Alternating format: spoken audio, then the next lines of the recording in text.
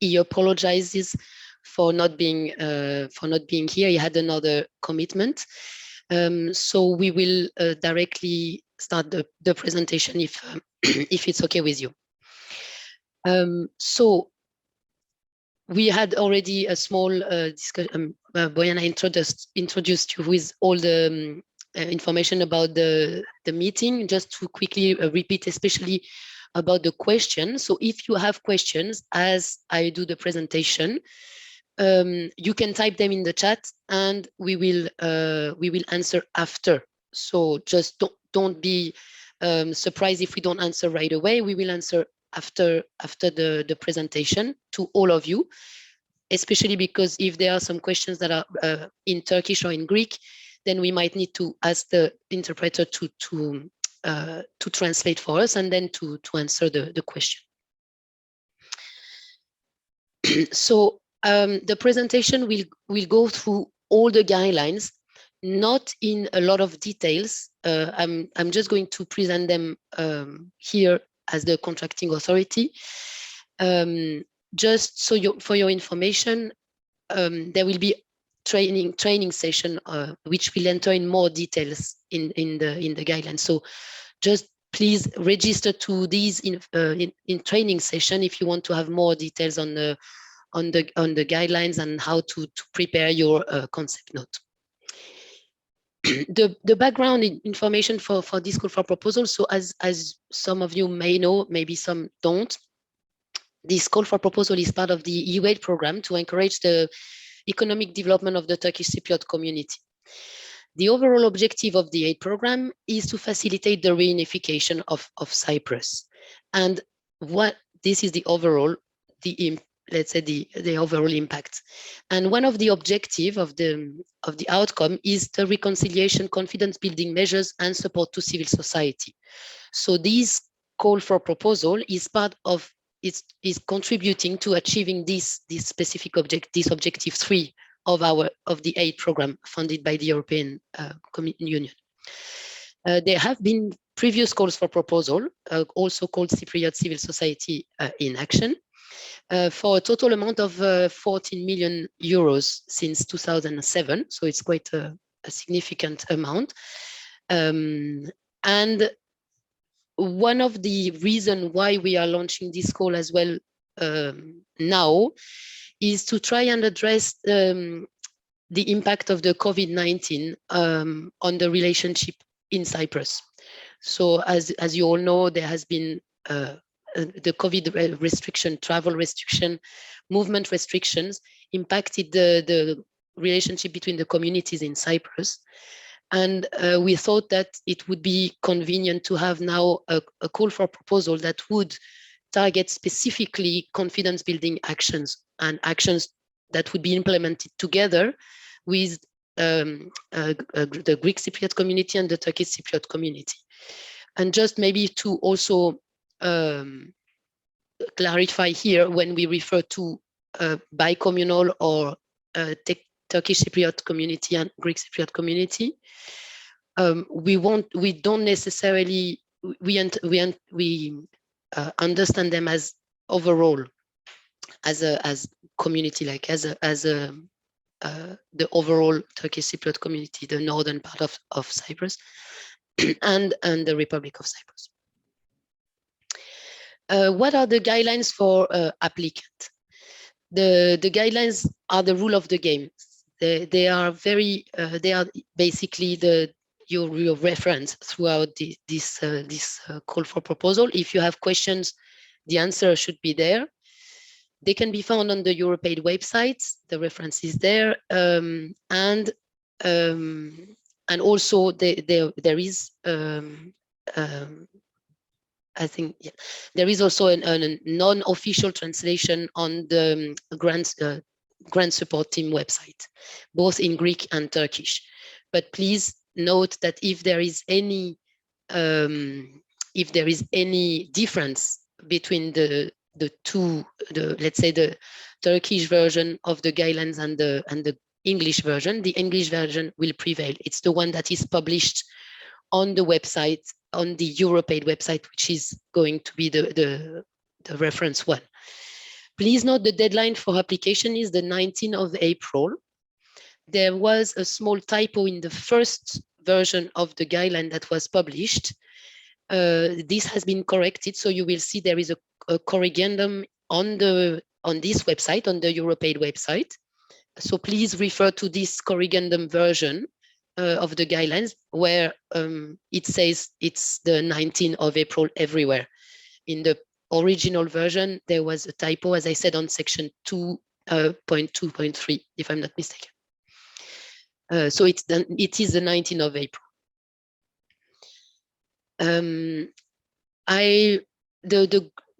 I'm just going to quickly present the global objective of the call for proposal and the specific objectives. The global objective is to support civil society in enhancing trust, dialogue, and cooperation, and in promoting rights-based action that contributes to facilitating reunification of Cyprus. The specific objective, we have one specific objective by lot. So basically, each specific objective translates into a lot of this under this call for proposal. The first lot is the support to bi-communal Cyprus-focused scientific research. The second lot is to promote dialogue and collaboration among the Cypriot communities via confidence-building measures and joint actions organized by civil society organizations across the divide.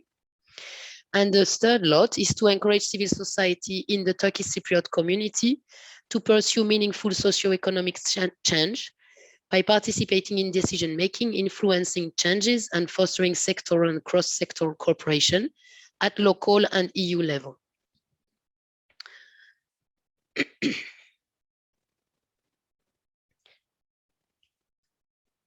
The priorities for each lot, they can be found on page 5.7 of the guidelines for applicants. So you can always go back to these for further details.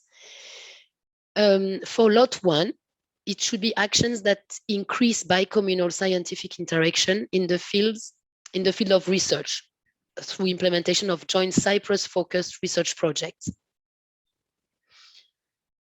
And then there is a small explanation as to these projects should contribute to the improvement of Cypriots' quality of life, well-being, and promotion of European values. They should contribute to the generation of knowledge and evidence that is relevant for the reunification of Cyprus, or they should support the advancement of multi-communal Cyprus within the European Union.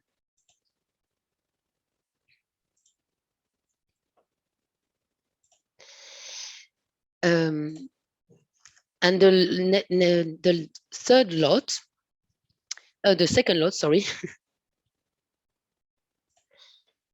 The second lot is the actions designed to bring together the Cypriot communities around island-wide issues related to environment, peace, reconciliation, trust building, human rights, culture, and sports. The lot 3 is actions that should strengthen civil society in the Turkish Cypriot community in environment, human rights, media literacy, and promotion of ethical journalism, good governance, and actions addressing the consequences of the COVID-19 pandemic. The value-added elements, these are on page 7 of the guidelines, include action that will reach to and or are implemented in remote areas and or with marginalized or minority groups. They should promote synergy in research and or development, promote networks or platform with other CSOs, incorporate capacity building of CSO, rights-based approach, gender perspective, social inclusion, and sustainable development goals. All these are, most of them are cross-cutting issues that are very important for the European Union and that should be embedded in most actions. So that's why we consider them as value-added elements. Actions fostering collaboration and dialogue between the Cypriot communities. And for lot 2 and lot 3, actions that propose financing to third parties. And financing to third parties is when the action is sub-granting, so is using part of the budget to give some money to another association, for instance, so for another action. So this is called financial support to third parties. So this could be a value added, or where the coordinator is acting with co-applicants that have not benefited from Cypriot Civil Society in Action 6 or 7 grant schemes. So here it's also to encourage a coordinator to apply also potentially with associations that have not necessarily benefited from EU funded funds before. Funding before. So here I prepared a small summary of the call for proposal for your this is not as such in the guidelines, this table. This is the information, all the information is in the guidelines, but this table as such is not. So as you can see, the total envelope of this call for proposal is 2.5 million euros in total, and it this is divided into the 3 lots. So 500,000 for lot 1, 1 million for lot 2, and 1 million for lot 3. Please note that at the end of the evaluation, so after everything is completed, in case there are not many applications in one lot, or not many action awarded, or meaning that we cannot reach 1 million or 500,000 for lot 1, the guidelines provide that we can use this leftover, let's say, amount for the other lots. So from this one or this one. So it's depending on the outcome. But I see that there is a lot of participation. So I'm pretty certain that this will not happen. The size of the grant is indicated here. So here is the minimum. So for lot 1 is 30,000 and the maximum is 100,000. And for lot 2 and lot 3, the minimum is 50,000 and the maximum is 200. There is no rule, so you can ask for any amount. So there is no rule as to which amount you should ask. It's based on your action, obviously. So just note that you don't have to ask for the maximum, or you don't have to ask for the minimum. Any amount in between is fine. It cannot be above, obviously. And the priorities, we mentioned them before, so I'm not going to repeat them here. The important part is the co-applicants. So for lot 1 and lot 2, there should be minimum 2 applicants, one from the Turkish Cypriot community and one from the Republic of Cyprus. In lot 3, minimum 1 applicant from the Turkish Cypriot community. However, in lot 3, what we call lead applicant, the coordinator, can also apply with a Greek Cypriot or another co-applicant. So it doesn't have to be a single applicant in lot 3, but the minimum is 1. The duration is the same for all 3 lots. It should be between 12 and 36 months. Here again, it doesn't have to be 12 or 36. It can be 18, it can be 20, it can be 30 or 33, I mean, depending on your action. And the co-financing is the same as well for all lots. It's 60% to 95% of the total eligible cost of the action. So here it's interesting to note that in general, when the European Commission is giving grants, it doesn't give 100%. So it means that some part of the cost will have to be covered by the applicants. So if you are applying for 95% co-financing, it means that the grant, the EU fund, the EU contribution will cover 95% of the total eligible costs, and the associations either just one or two or three associations, will have to cover the 5%, the 5 remaining percent of the eligible costs. And same thing goes with if you're asking for 80%, then 20% has to be covered by the association, by the applicants.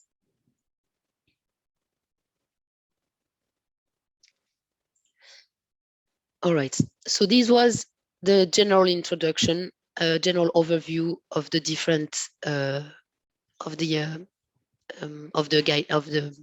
guidelines of the call. So now we are going to go to the eligibility criteria.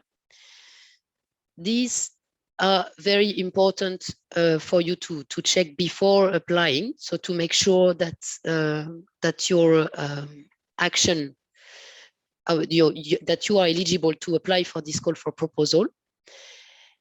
I wanted to inform you that in terms of questions, we will not be able to provide an answer to you on these eligibility criteria. What I mean is, if you're asking me, is my association eligible for this call for proposal? I will not be, or we will not be able to answer you, because we cannot provide an answer, a fortiori before the end of the evaluation on the eligibility of any applicant. So it is a matter of equal treatment and transparency. We are not allowed to tell one applicant whether they are eligible or not, because this is for the evaluation committee to decide. So that's why we are going to present them. If you have questions on the eligibility criteria in general, it's fine. You can ask them, but we won't be able to give you, for your specific case, we will not be able to answer you directly and say yes, you are eligible or not at this stage. So there are 3 sets of eligibility criteria: the actors, the actions, and the costs. So I will go through all these 3 criteria. All right. So the actors include the lead, what we call lead applicants, so the entity submitting the application form, and it has co-applicants, and we refer to all these as applicants. The actions are the action for which the grant may be awarded, and the cost, the type of costs that you can take into account for preparing your grant. A general information on the actors first. So just for your information, in our management of the grants, once we grant the action, when it's awarded, the lead, what we call the lead applicant, become the beneficiary, and then we deal with them primarily. It is a financial responsibility, and it is a responsibility. So when if the commission has a question during the implementation, for instance, they will liaise with the lead, what we call the lead applicant or coordinator. However, the position as lead applicant or co-applicant does not imply a hierarchical relationship with one another. So, which means that we have some cases where basically the lead applicant and the co-applicant, sometimes the co-applicant even is the main implementing partner, but they applied with the lead applicant that was maybe, for instance, more experienced, or that had more, I don't know, financial capacity. This is an example. So it doesn't mean that the co-op, what I wanted to emphasize, and I think to clarify, is that co-applicant doesn't mean that it's second-hand, or it doesn't mean that it's not as important for the commission and for the action, the implementation of the action. So the co-applicants, they are part in the design, in the implementation of the action, and they are eligible, of course, in the same way as the coordinator, to the costs that are part of the action. So basically, as I said, the both actors, both applicants will have the same importance.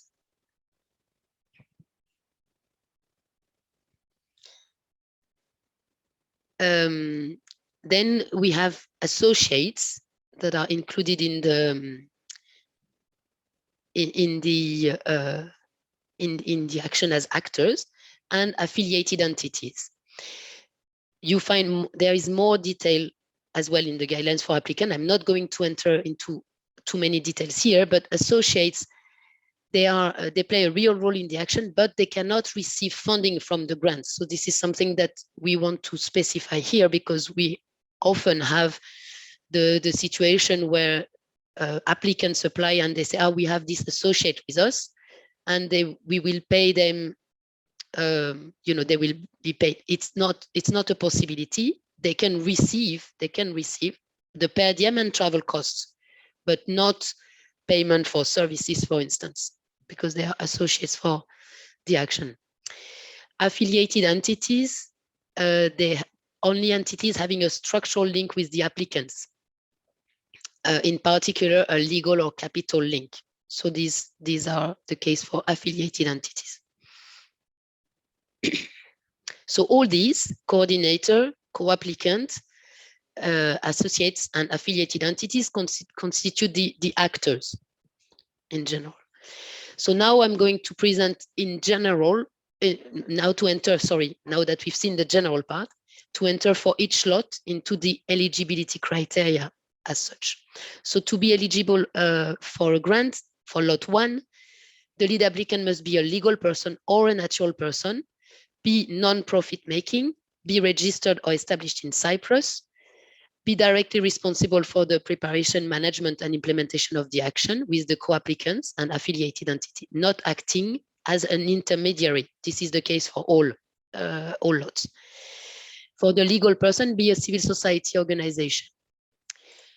And just here, I would like to point out these two important footnotes in the guidelines for applicant, footnote 16 and footnote 18, where there are more details about the natural person,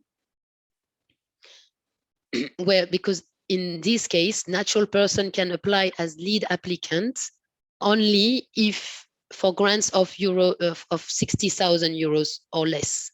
Okay, so between 30,000 and 60,000, natural person can apply.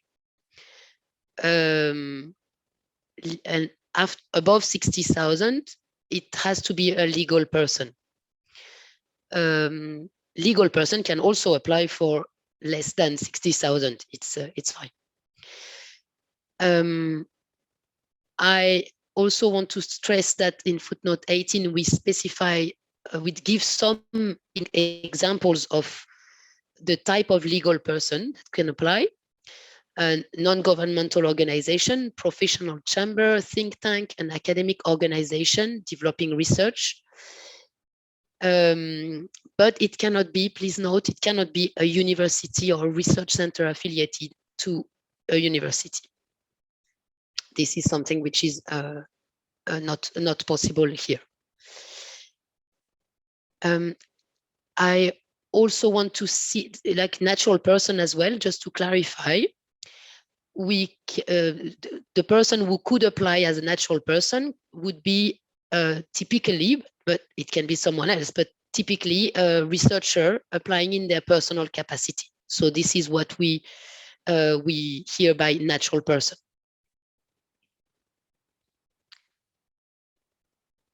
So for lot 2, we have the eligibility criteria is the lead applicant must be a legal person, non-profit making, a civil society organization, be registered in Cyprus, and the same as the lot 1, directly responsible for the implementation of the action. Here we don't have natural person, so it's only legal person for lot 2. And registered in Cyprus, I didn't mention it for lot 1, but it's the same for lot 1 and lot 2. When we say Cyprus, it's Cyprus as a whole, so including the Turkish Cypriot community and the Republic of Cyprus. For lot 3, we have also legal person only, non-profit making, be a civil society organization, and be registered in the Turkish Cypriot community, and be directly responsible again for the preparation of the action. For lot 2 and lot 3, please note, and again, this is an important footnote 19 in the case of lot 2 and 21 for lot 3, that we have a very broad understanding of the term civil society organization. Okay, so I'm not going to list them all here, but I really encourage you to check these footnotes and the link, but they include many various organization, civil society. The important part is also the non-profit making, which is the case for all actions here, and all lots, sorry. Now I'm moving to the co-applicants part. So for lot 1 and lot 2, the lead applicant must act with co-applicants. So we must have at least 2 applicants. All applications must have 2 applicants, one from the Greek Cypriot community and one from the Turkish Cypriot community. They can be either lead applicant or co-applicant. It's not, there is no rule on this one, but it has to be one from each community, and then an action can have additional co-applicants. So let's say you have one researcher, one Greek Cypriot researcher and one Turkish Cypriot researcher working together with a third co-applicant from, I don't know, Germany, for instance. So this is what is mentioned here, that additional co-applicants, so like the third or the fourth, etc., or the fifth, they have to satisfy the same eligibility criteria, but they can be registered somewhere else. They can be established outside Cyprus, in a member state of the European Union, on the territory of a member state, or on the territory of candidate countries for accession to the European Union. For lot 3, there is no, as I mentioned before, there is no compulsory co-applicant, but it is a possibility, but it's not compulsory, it's not mandatory. So the lead applicant can act individually, alone. And in case there are some co-applicants or one co-applicant, they must satisfy the same eligibility criteria, but they can be established outside Cyprus as well. So they can be established in a member state of the European Union or on the territory of a member state, candidate countries again. And obviously the Republic of Cyprus. So we can, in lot 3, we can have, for instance, a Turkish Cypriot association applying with a Greek Cypriot co-applicant. Now, after we've seen the actors, as mentioned before, the eligibility criteria for the actions. So eligible action should contribute to the objectives of the call for proposal and address the priorities that we mentioned before. They should meet the calls criteria, all the information I gave before, the duration, the minimum and maximum amounts, the co-financing rates, all these should be respected. They should take place primarily in Cyprus. I mean, some action can obviously take place outside Cyprus if it makes sense for the action, but it shouldn't be the majority or the main part of the action. And please, look on page 15 of the guidelines for applicant, because you have some examples. Again, these are examples, these are suggestions. It's not, you can obviously propose something which is not within these examples.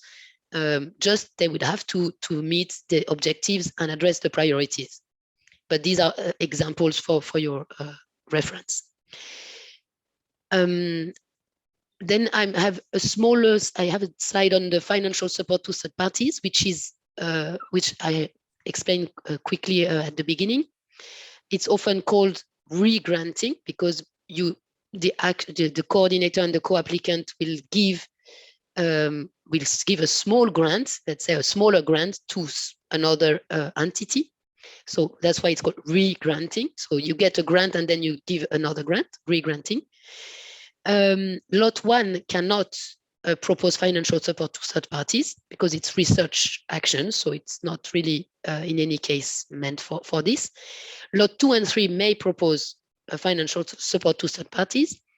The maximum amount for one grant, small grant, is 10,000 euros or less. And overall, it cannot be more than 60,000. So if you have 10,000 as your maximum and you have 6 small grants that are asking for 10,000, this is your maximum. It's a value-added element to propose financial support to third parties, as we've seen before. And please go to page 18 of the guidelines for more information. Ineligible actions, here as well, they are also included in the guidelines, so you can go back to them. I might not go into a lot of details. I might not read all of them, but I think I will stress that here it shouldn't be action that are concerned only or mainly with individual sponsorships for participation in workshop or seminar, conference or congresses. So meaning that, of course, participation in a conference can be a part of the action, but it cannot be only this. It cannot be an action that is already fully funded by another donor or by the EU. So this is very important. And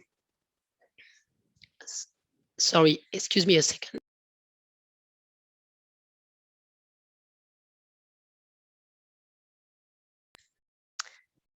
For the research part, for the lot 1, it cannot be a research project that has already been completed or fully funded or already published. It has to be something new. And I want to stress the last 2 points.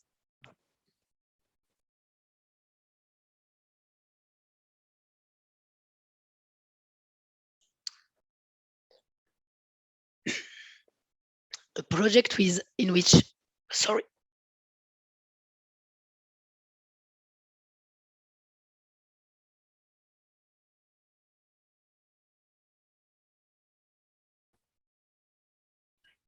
Well, we can take a short break, maybe a minute or two. I would just like to remind everyone who has joined in the meantime, this is Alexandra from Grant Support Team.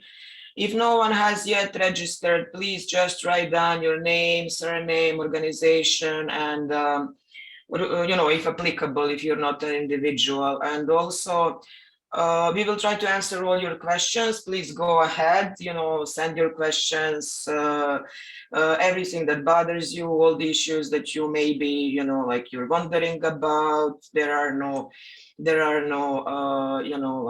questions that you shouldn't be asking. If something is bothering you, if you have some dilemma, please go ahead and just ask a question.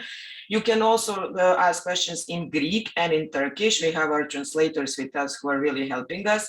But preferably, we would like you to use English just because of in the interest of time. But if this is impossible, go ahead and also write down questions in Turkish and in Greek.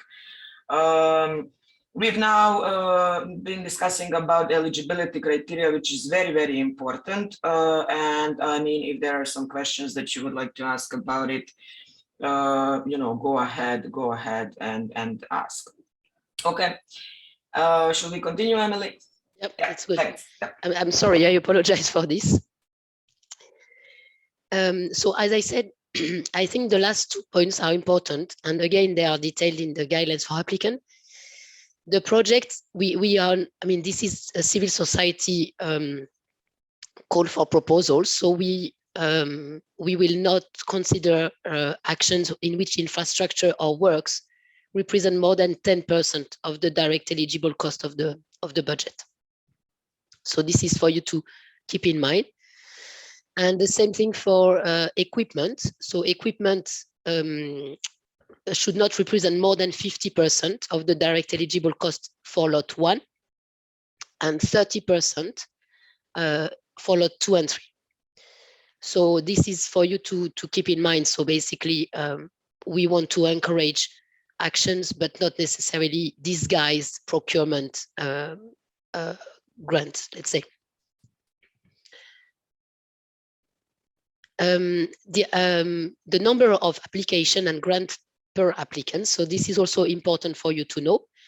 The lead applicant may not submit more than one application per lot. So the lead potentially, if this is, it makes sense for your project, you could, as a lead applicant or coordinator, you could apply to each lot, to have an application in each lot. However, let's say if you are selected in one or two or three lots, if you're potentially awarded, you will not be able to implement more than one. So you will have to choose. You will be contacted, and then you will have to choose. I would encourage you as much as possible to select one or maybe two lots maximum, because they might not be the same project, and so it's probably easier to design a project which makes sense for one lot rather than designing it and then trying to make it fit into the other two lots. And the lead, thank you. The lead applicant may be a co-applicant or an affiliated entity in another application at the same time. So this is not so it's a possibility. So you can be lead applicant, let's say, in lot one, and you can be also a co-applicant still in lot one, in an action in lot one. And a co-applicant and affiliated entity may be the co-applicant or affiliated in more than one application. And if the difference compared to the lead applicant, a co-applicant may be awarded more than one project. So let's say there are two different coordinators that are awarded, but they have the same co-applicant. This is possible. So the co-applicant will be basically a co-applicant in two awarded grants. Now that we've seen the actors and the actions, we are moving to the eligibility criteria related to the costs. They are detailed in section 2.1.4 of the guidelines for applicants. Please note that at the concept note stage, you don't have to present a full budget. So this information is more for the full application stage. The eligible costs are the ones that are incurred during the implementation of the action. So this is very important, not before, not after. They have to be included in the estimated overall budget of the action, and they have to be necessary for the implementation of the action.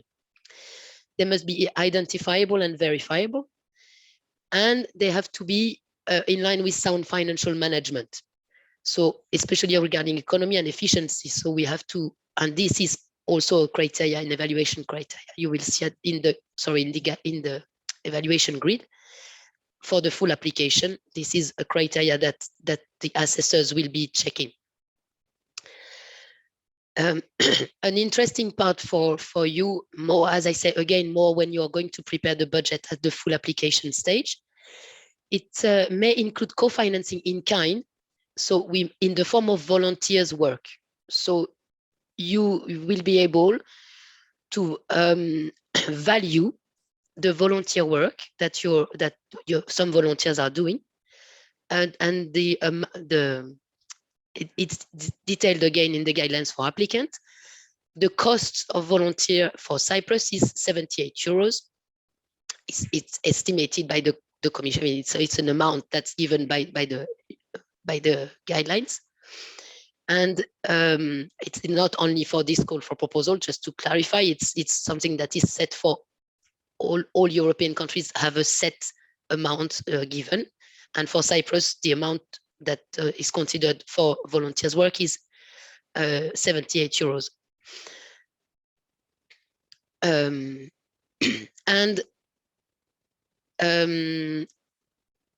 just for your information, the contracting authority might impose modification to address mistakes or inaccuracy or clerical errors or this type of things in the budget. But again, this will come only after at the award stage or full application, depending on excuse me, Emily, if yes. I can interrupt you just for a second. We're receiving some messages that Turkish translation cannot be heard. Can we please check if what is happening? Sure. Yes, I checked. I think it's a problem with the internet there with translation. It's an internet problem. Mm-hmm. Other participants in Turkish room, can you hear the translation, please? If you could let us know in the chat.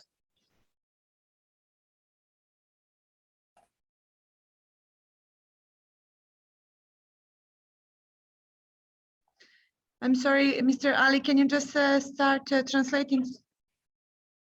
Yes, it's better. It's fine now. It's fine now. Okay. Thanks. Sorry, Emily, for interrupting. Thanks. No problem. No problem. All right. So yes. So we just seen this one on the cost, and the following costs are not eligible. So just for your reference, any debts or debt service charges, provisions for losses or potential future liabilities, costs already financed in full, as we mentioned before, by another action or work program, purchase of land, buildings, or offices. This is not possible. Any cost incurred before the signature. So anything, as I said, it's during it. Only eligible costs are the one. Eligible costs are the one that take place during the implementation of the action. So from the start date to the end date, not before, not after. And in Cyprus, especially, rent of land, building or offices and works, infrastructure and renovation of building, where property rights of natural and legal person have not been respected. So this is a very important for the Commission in general and in the Cyprus situation in particular. So we are coming towards the end of this of the presentation. I have only a few more slides to go. So here I will go a bit quickly on the how to apply. And as I said, I would really encourage you to also participate in the training session, because this will be detailed much further in much more details. So as we said, the concept note has to be a maximum of 5 pages. It's the deadline, sorry, we mentioned the deadline. We didn't mention the number of pages, sorry. So the deadline is 19th of April. So just be careful. I've put here the time is 16 in Cyprus time, but it's 15, so 3 p.m. Brussels time. And shortlisted applicants should be informed by mid-July 2022, if all goes well. And then, so we are in the case of a restricted call for proposal. So we have 2 phases. One phase is this concept note. The second phase is the full application. So if you are selected for the second phase, you will then be requested to prepare a full application. The deadline will be confirmed later on. So you will be informed of the deadline once you are informed that you are selected for the next step. You have to register your association, or if you're a natural person, you also have to register in PADOR. It's obligatory. And the submission of your concept note is done online via a tool which is called Prospect. All the links to PADOR and Prospect can be found in the guidelines. And as I said, during the training sessions, there will be more explanation on PADOR and Prospect as well.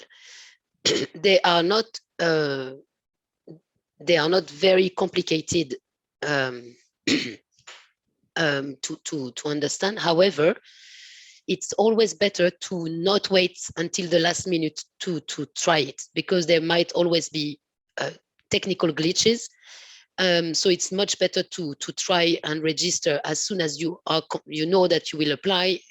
I really encourage you to register in Pardor, as soon as possible, and then to submit online, not waiting for the last minute, before 3 p.m. Brussels time, because anything which will be submitted after, basically you won't be able to submit. So it's not like we can give you a chance. We will not be. It will not be possible. It will not be accepted by the system. So just be aware of this. The concept note content, I highlighted here. The applications should strictly follow the template, because we've had issues in prior call for proposal where the applicant doesn't follow the template, and then depending on what problem it is, we might not be able to accept the application. So I really encourage you to check the template and to follow it, including information related to the number of pages, the font that you have to use, the questions that you're supposed to answer. All this should be really checked carefully and answered. For the concept note, your reference is this Annex A1. It's called Annex A1 that you should fill in. It's available on the Europaid website again. So you should just take this template and fill it in based on a recommendation which is mentioned there. At the end, you will see that there is a checklist as well to help you make sure that you have done everything requested. As mentioned before, at this stage, at the concept note stage, there is no budget, no detailed budget. You only mention estimated EU contribution that you will be requesting. And something which is quite important, I will stress it now, and I think I will stress it after a little bit after. The elements outlined in the concept note may not be modified. Okay, there are a few exceptions, but like, let's say they cannot be modified. So it's very important that you prepare your project keeping this in mind, and not over-promising, and not planning things that you know will not be, that you will be, you might have to remove at the full application stage. So my advice would be, it's better maybe not to include something, or to include it as a possibility, and then not have to only as a potential thing, or not to include it and maybe include it later at the full application, rather than have to remove it, because this might also make the full application not selected or not accepted. So at the concept note stage, as I said, there are no additional document that you have to submit. So please include all the relevant information in this document. Okay, we are not going to go and check other annexes that you might decide to put, because this is not the template. So just include all the information you want us to know should be there in this concept note. And if it's not, then we will not be able to assess it and to take it into consideration for the scoring. So now the evaluation procedure. It's in 3 steps. The first step is the concept note stage, when we will check all the concept notes. It's done by external independent assessors who are signing the declaration of objectivity and independence. So yeah, it's a process which is not. So let's say it's not me myself doing the evaluation as such. I'm part of the evaluation committee, but myself or my other colleagues, we are the contracting authority is part of the evaluation committee, but the assessment of the concept note are done by external assessors. For this step 1, we check the administrative check. and also sometimes the eligibility can be checked throughout. So we are checking this then. And then if the concept note passes the administrative check, then we will check the relevance out of 25 points and the design 25 points. Please check the evaluation grid on page 32 and 33 of the guidelines, because in these evaluation grids are indicated the question and how these 25 points are broken down. So I really encourage you to prepare your offer based on this grid to make sure that you answer that in your project, the way you present your action answers the different questions included in the evaluation grid, because that's how the assessors are going to be evaluating the concept notes, both the relevance and the design.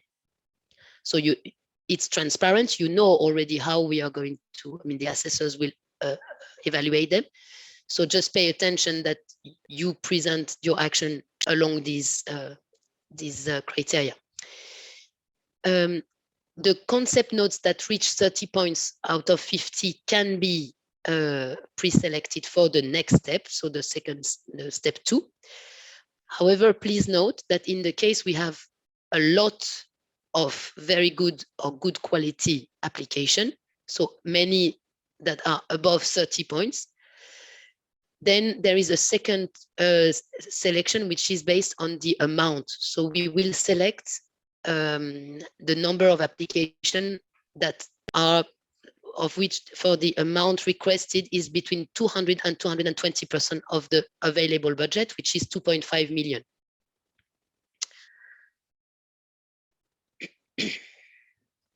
So now the step 2 is the full application step evaluation.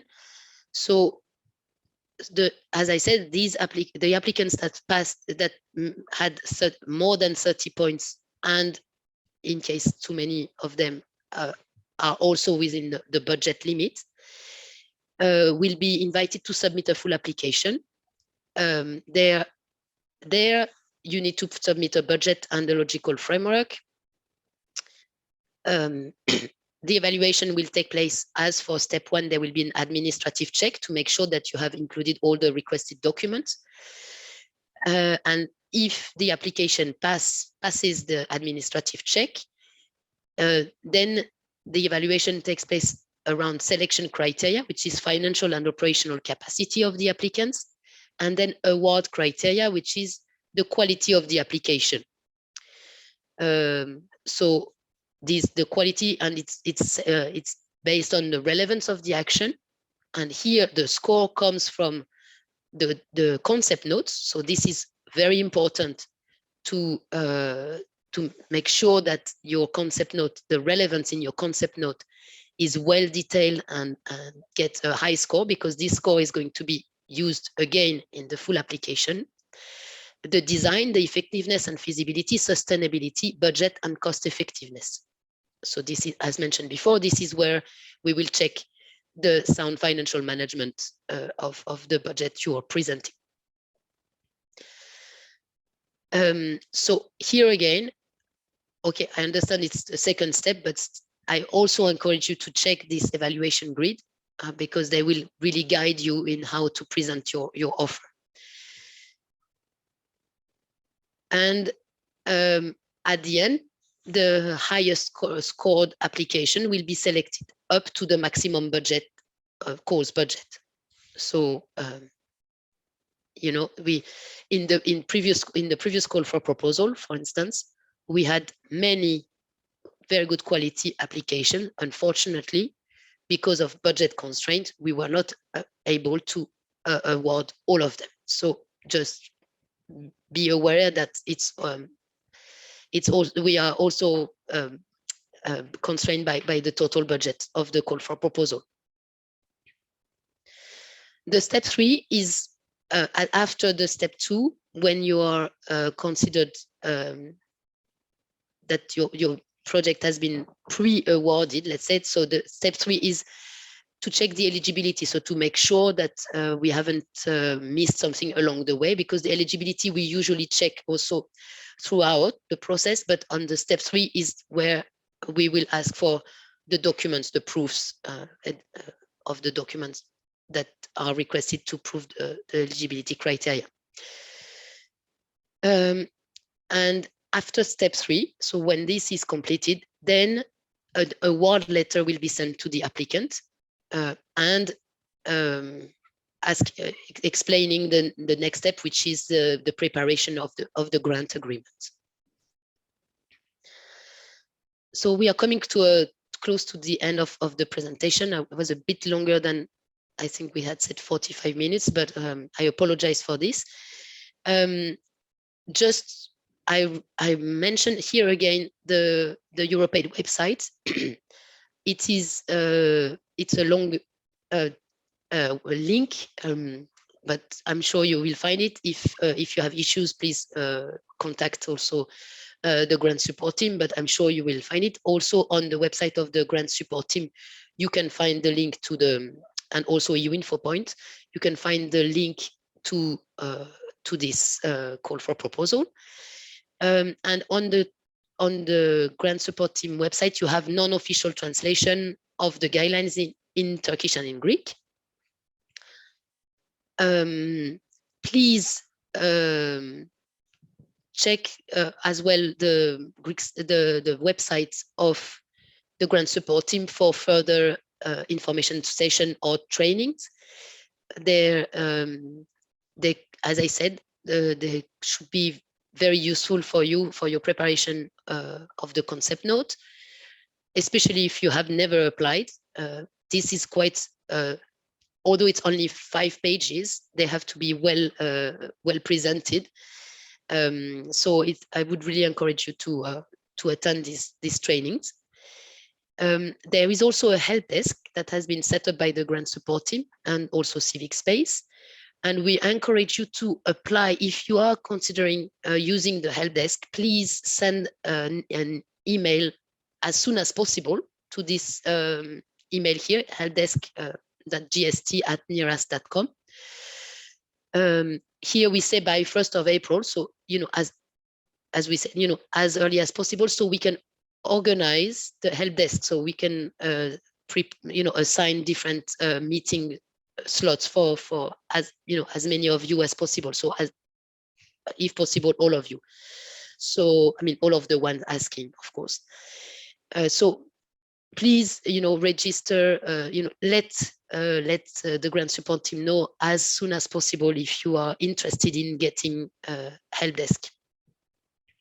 It can be on various issues, but it can be on prospect or PADO. It can be on project design. And an important note is that the help desk, both from grant support team and Civic Space, is not meant to prepare the action for you. Obviously, they are not going to write the proposal for you. However, they can guide you on how to do it. But they will not prepare the document for you. And they cannot also give you information on the eligibility, as I mentioned at the beginning. So just please note that this is not the role of the help desk to give this information. If you have, okay, as we mentioned, we will answer now many questions that all the questions that as many questions as we can. These questions that we are recording now will be included in a question and answer document that is published on the Europaid website as well. And you can also send these clarification requests to the functional mailbox, which is mentioned here, Reform Cyprus Settlement Support, europa.eu, before the 29th of March. So questions that are received after that might not be answered officially. I really encourage you to check these question and answer documents, because many times they will answer your own question, even if you have not raised them yourself. And these question and answer are also part of the call for proposal. So if something is clarified in this question and answer, it becomes part of the call. It's binding. So I really encourage you to check these. Please note that we might publish one before the 29th of March and maybe another one by the 8th of April. And after the 8th of April, this is the deadline to answer all the questions. And then after that, there is no more question and answer from the contracting authorities part.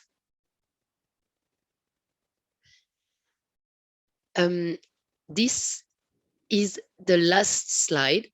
So bear with me for another 1 minute or so. Just a few lessons learned from previous call for proposal. And again, this will be detailed during the trainings. So another reason to attend. Please carefully read the guidelines. I know they are long documents. It's long document. It's maybe sometimes in wording, which is not very easy to understand, but please read, because many answers to your question might be there. And of course, if you still have questions after reading them and you are not clear on a specific part of the text, then please raise the question with us. As I said, the question and answer document, please check them because many answers will be there.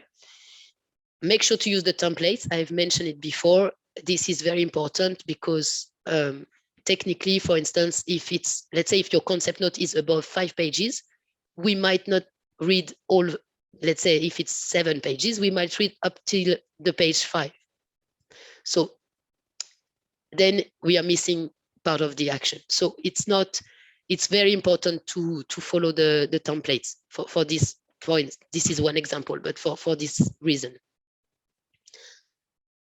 So the help desk, as mentioned, please raise your interest as soon as possible so we can attend to as many, all of your queries.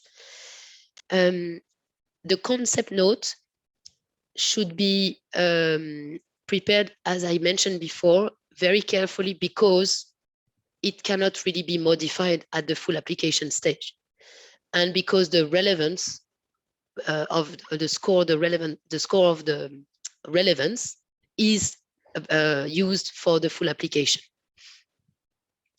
So please, ensure that all these elements and the concept notes are really thought carefully, so you know that your results chain will not be modified in the full application.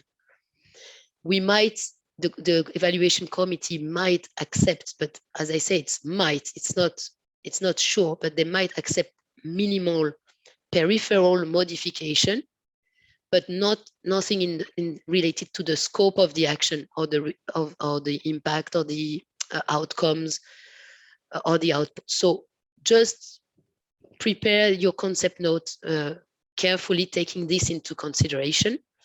And also please note that the budget cannot change above a certain specific percentage. So it's 20%.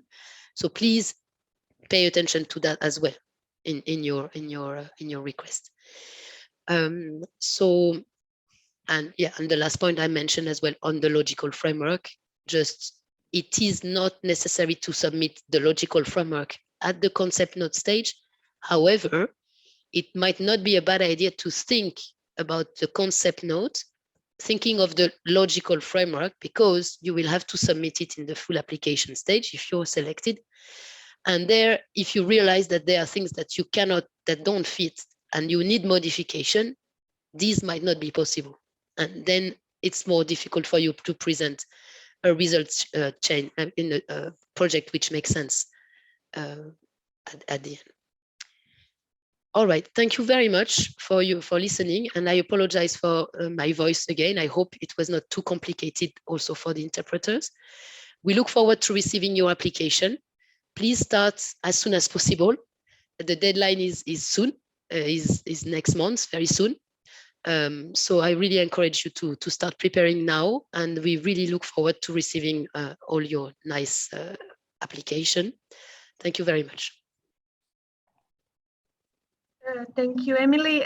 Just for all information now, based on the agenda, we will have a break, and after that, at 11:50, at 12:50, sorry, we will come back to 11:50. Sorry, we will come back to the questions and answer session. So please come back in half an hour. Just a note to translators, thank you very much for your support. Apparently, we have not received any question in Greek nor in Turkish, so we will just go ahead with answering the questions in English, unless in the meantime we receive something in addition. In order to coordinate these questions and answering, I would kindly ask you, we will keep this platform open for, let's say, another 20 minutes. If you have some other questions, I saw now that you're starting to slowly write down all of them. Please, let's put a cutoff time for questions in the next 20 minutes.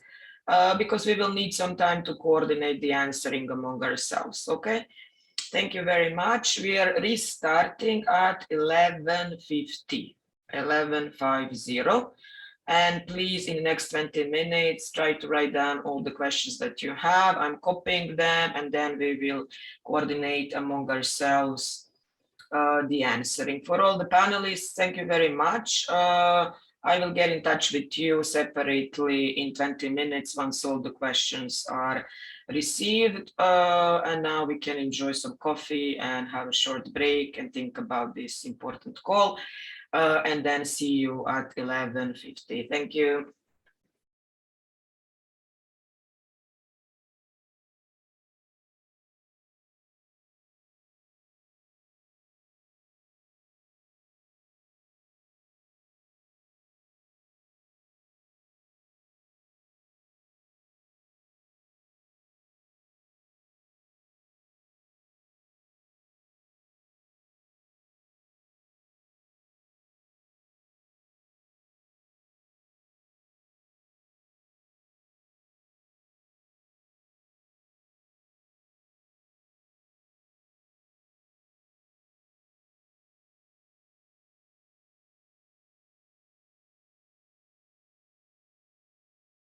EU member state.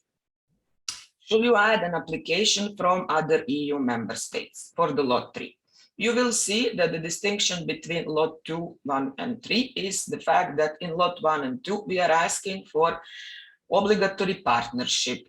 In lot 3, we are not asking for the obligatory partnership. In that sense, it is not an obligation to add any EU member states participants.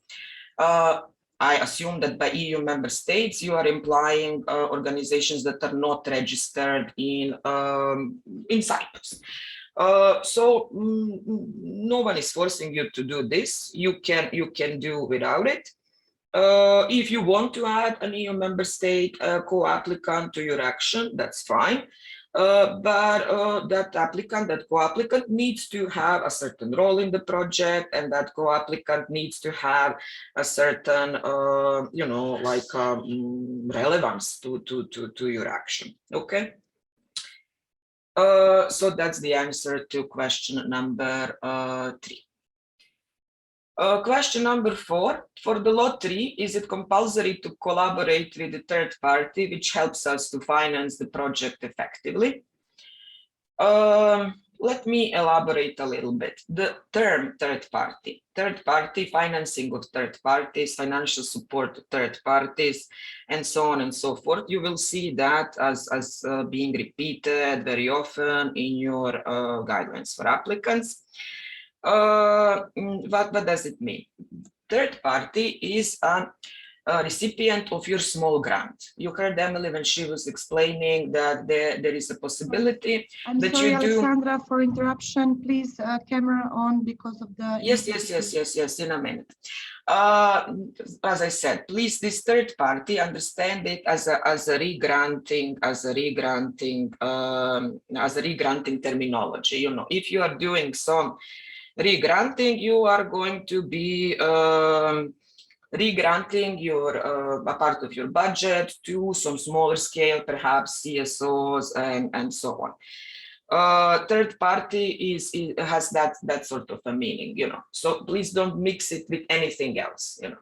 So in that sense, the answer to your question is no, you don't need to collaborate obligatory with any third party, which helps you to finance the project effectively.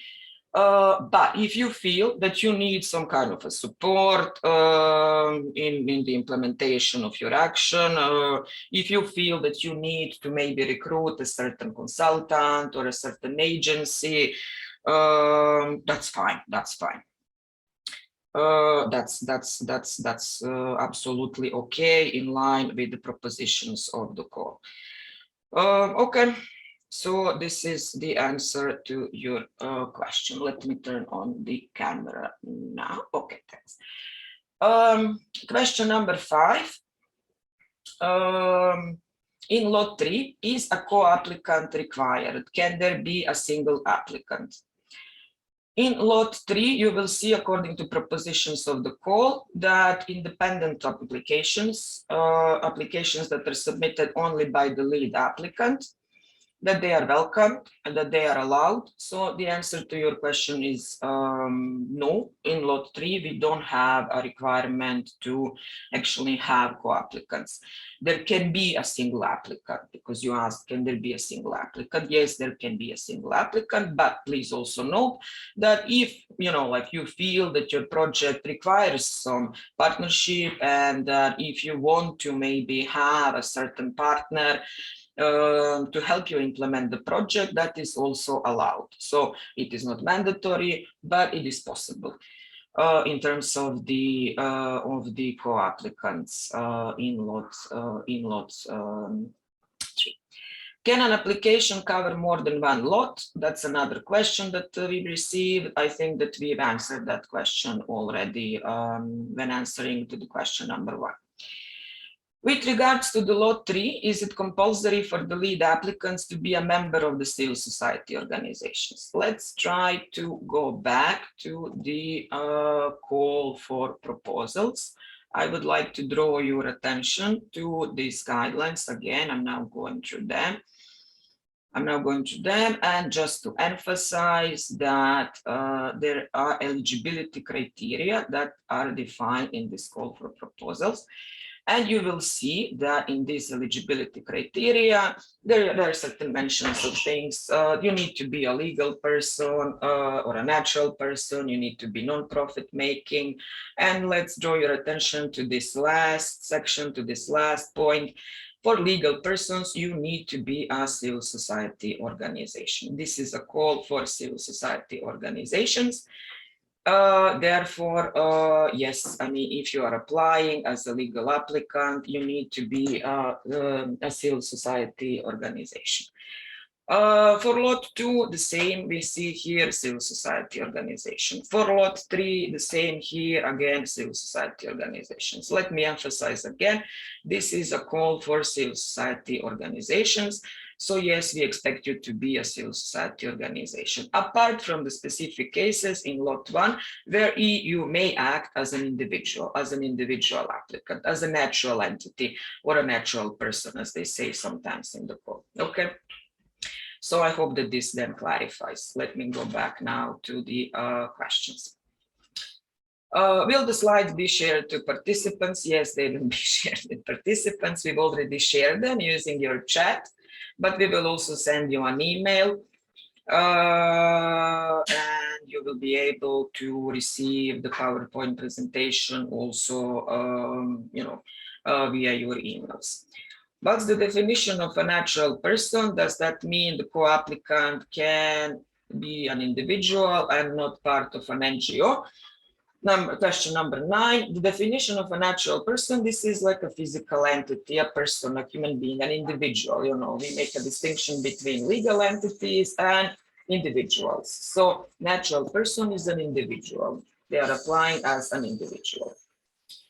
Question number 10 for lot 1, how do we justify a natural person applying in personal capacity is registered or established in Cyprus? I will now kindly ask my colleagues Gidem and Nilay to provide you a little bit of information about this particular question. Okay. Hello, this is Nilay from Ground Support Team.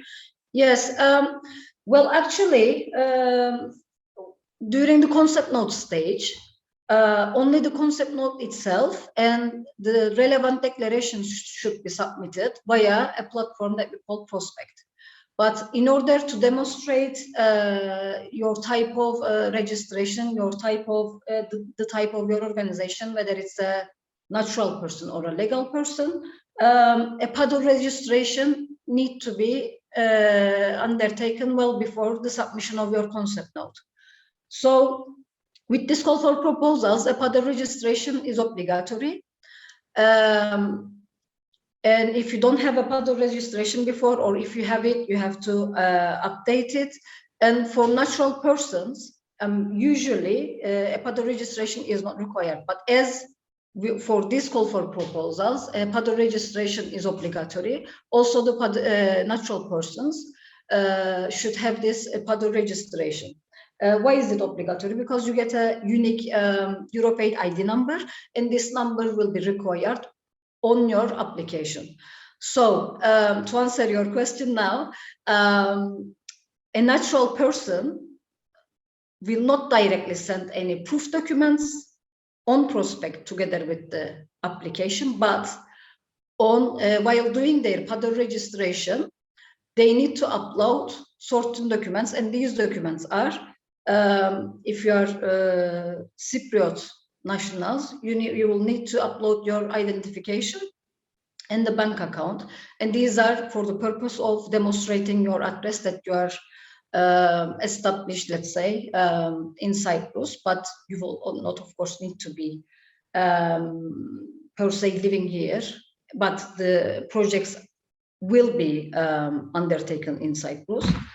And for those natural persons who are not Cypriot nationals, they will need to also upload a residence permit showing that they are here in Cyprus. I hope this is clear. Thank you, Nilay. Yes. Let's proceed with question number 11. For lot 1, Turkish Cypriot researcher, can he or she currently live outside of Cyprus? Let's clarify also certain things. For all the projects under this call, the locality, the location of the action is expected to be Cyprus. So, I mean, theoretically speaking, there could be a researcher now working, I don't know, in the UK or somewhere in, I don't know, South Africa, it doesn't matter. When maybe you are currently living outside of Cyprus, but if you pass the concept note stage and if your project is awarded at the end, yes, you will be expected to actually spend your time in Cyprus. There are no rules in terms of how many days you need to spend in Cyprus. Is it like 80% of, you know, like days in a year or something like that? But the only rule that we have is that the location of these projects needs to be Cyprus. So in principle, the answer to your question is yes, but please bear in mind that the action of these projects is Cyprus, and that naturally you will be expected to spend time in Cyprus while working on this particular, in this particular question project, you know, a research project that should take place in Cyprus. Yeah, that was question number 11. Question number 12 for lot 1, for additional co-applicants, in addition to TC and Greek Cypriot community, can they be from the UK? Yeah, again, let's try to go back to the guidelines a little bit, and let me just draw your attention to the section on the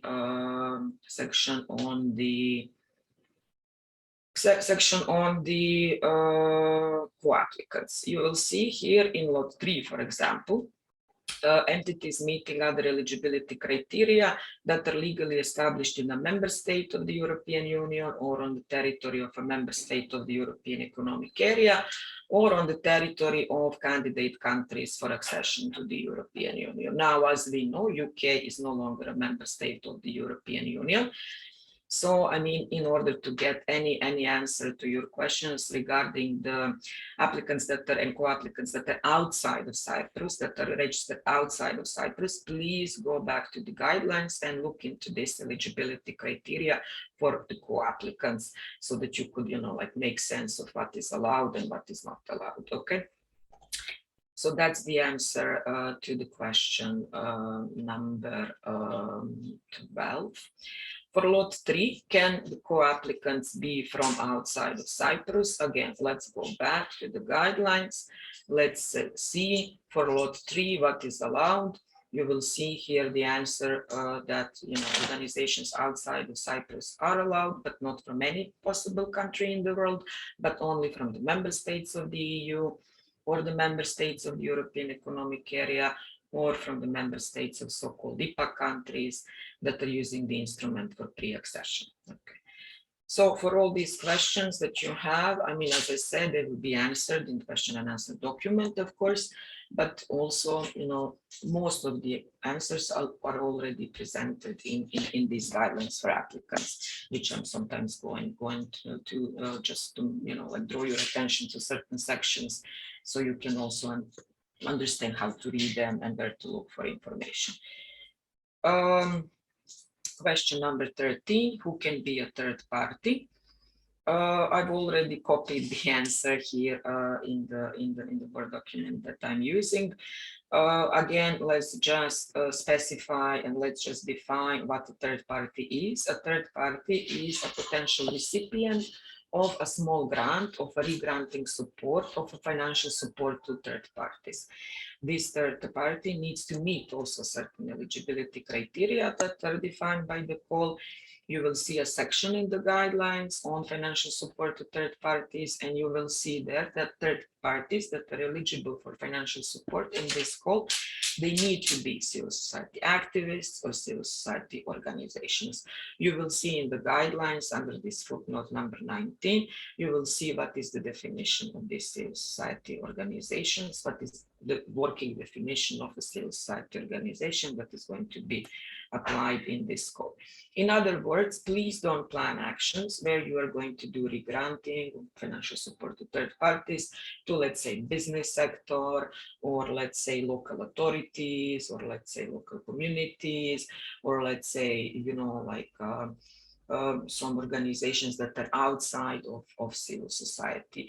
Re-granting can be directed to individuals, but they need to be civil society activists, and then you will need to explain in your concept notes if you are planning this particular activity, re-granting activity, how do you see these criteria and how do you see the process of re-granting taking place.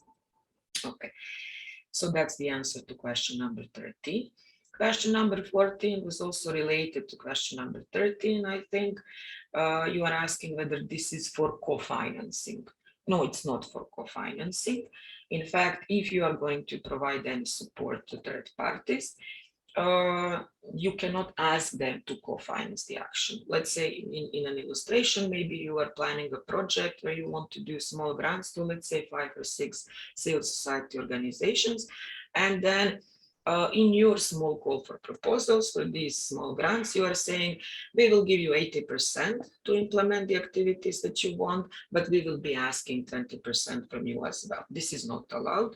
You need to re-grant, you need to provide financial support to third parties to the amount of 100% of the budget that these smaller scale organizations or individual civil society activists may require. So it has nothing to do with co-financing. Co-financing is your obligation under this grant contract, under this call, and it is supposed to be provided from your own funds or from some other donor or from some other source that is not European Union. That is not European Union, so these funds cannot originate from European Union funds. So financial support to third parties, nothing to do with co-financing. Okay, number 15, can associations who already received and are implementing projects under Cypriot Civil Society in Action 7 apply? In principle, yes. There is no provision in the call which says no, you cannot apply, you will not receive funds, and so on and so forth. But I mean, for all those recipients of funds under Civil Society in Action number 7, this is for those of you who do not know, this is a previous call for proposal that was supported by the European Union in the past. And now we have several projects that are being implemented under this call for proposals. Please bear in mind that the general rule of European Union funding is no double funding. So you shouldn't be requesting the funds that you already received support for, of course. You shouldn't be requesting the projects that were already awarded. Yeah. But I mean, the definite answer to the question that was asked is yes. Number 16, with regards to the lot 3, should we demonstrate an individual support to the project less than 10,000 euros at the time of sending the concept notes on the 19th of April? I must say that I didn't fully understand this question. I will try to answer with my own understanding of what the question is about. You are not obliged to have the amount of co-funding in your bank account at the moment of submission of the application. Let's say maybe you are applying for a project worth 40,000 euros, and according to the rules of the call, the minimum amount of co-funding that you may be needing is, let's say, something in the vicinity of 6,000 or 7,000 euros. No one is going to ask you to provide proof that you currently have these 6,000 or 7,000 euros on your bank account. But it would be a good idea to explain in your project proposal how you intend to co-finance your project, from what sources you will be using. Are these sources your own sources, funds that you already had obtained somehow? Are these sources from some other entity, from some other donor? Just to explain how you intend to fulfill this co-funding obligation of yours. You don't need to have them on the bank account. If you have them, that's great. But it's not an obligation, but still it's a good idea, because at later stage during full application forms, one of the qualities that is assessed is operational and financial capacity of the applicant and co-applicants, especially financial capacity of the applicant, of the lead applicant. And it is expected that you have the ability, financial ability, at least to co-finance this particular action. So use the document, concept note or full application form to explain how you intend to fulfill this particular obligation through a sentence, 2 or 3 sentences, or something like that. Okay. In the eligibility criteria, what does infrastructure and works involve exactly? Infrastructure and works, this is civic engineering works. Like if you are intending to build a building or do some kind of infrastructural activity which requires engineering, which requires works, which requires, building of an immovable property, so to speak. I believe that most of civil society projects that we are going to receive are not going to be very much concerning this infrastructure and works. But if you have a specific plan already and you would like to consult in detail about this particular eligibility criteria, because you're not certain whether this is something that falls under infrastructural works or not, please, write to us, use the help desk that we already started, and then we can provide more clarity in terms of the answer. Is there a limit on how many different applications 2 partner organizations can make? I will again ask my colleagues Mila and Gidem to perhaps provide some more clarity in regards to this question. Yes, although in a general sense, no limit to the number of applications is specified in the guidelines.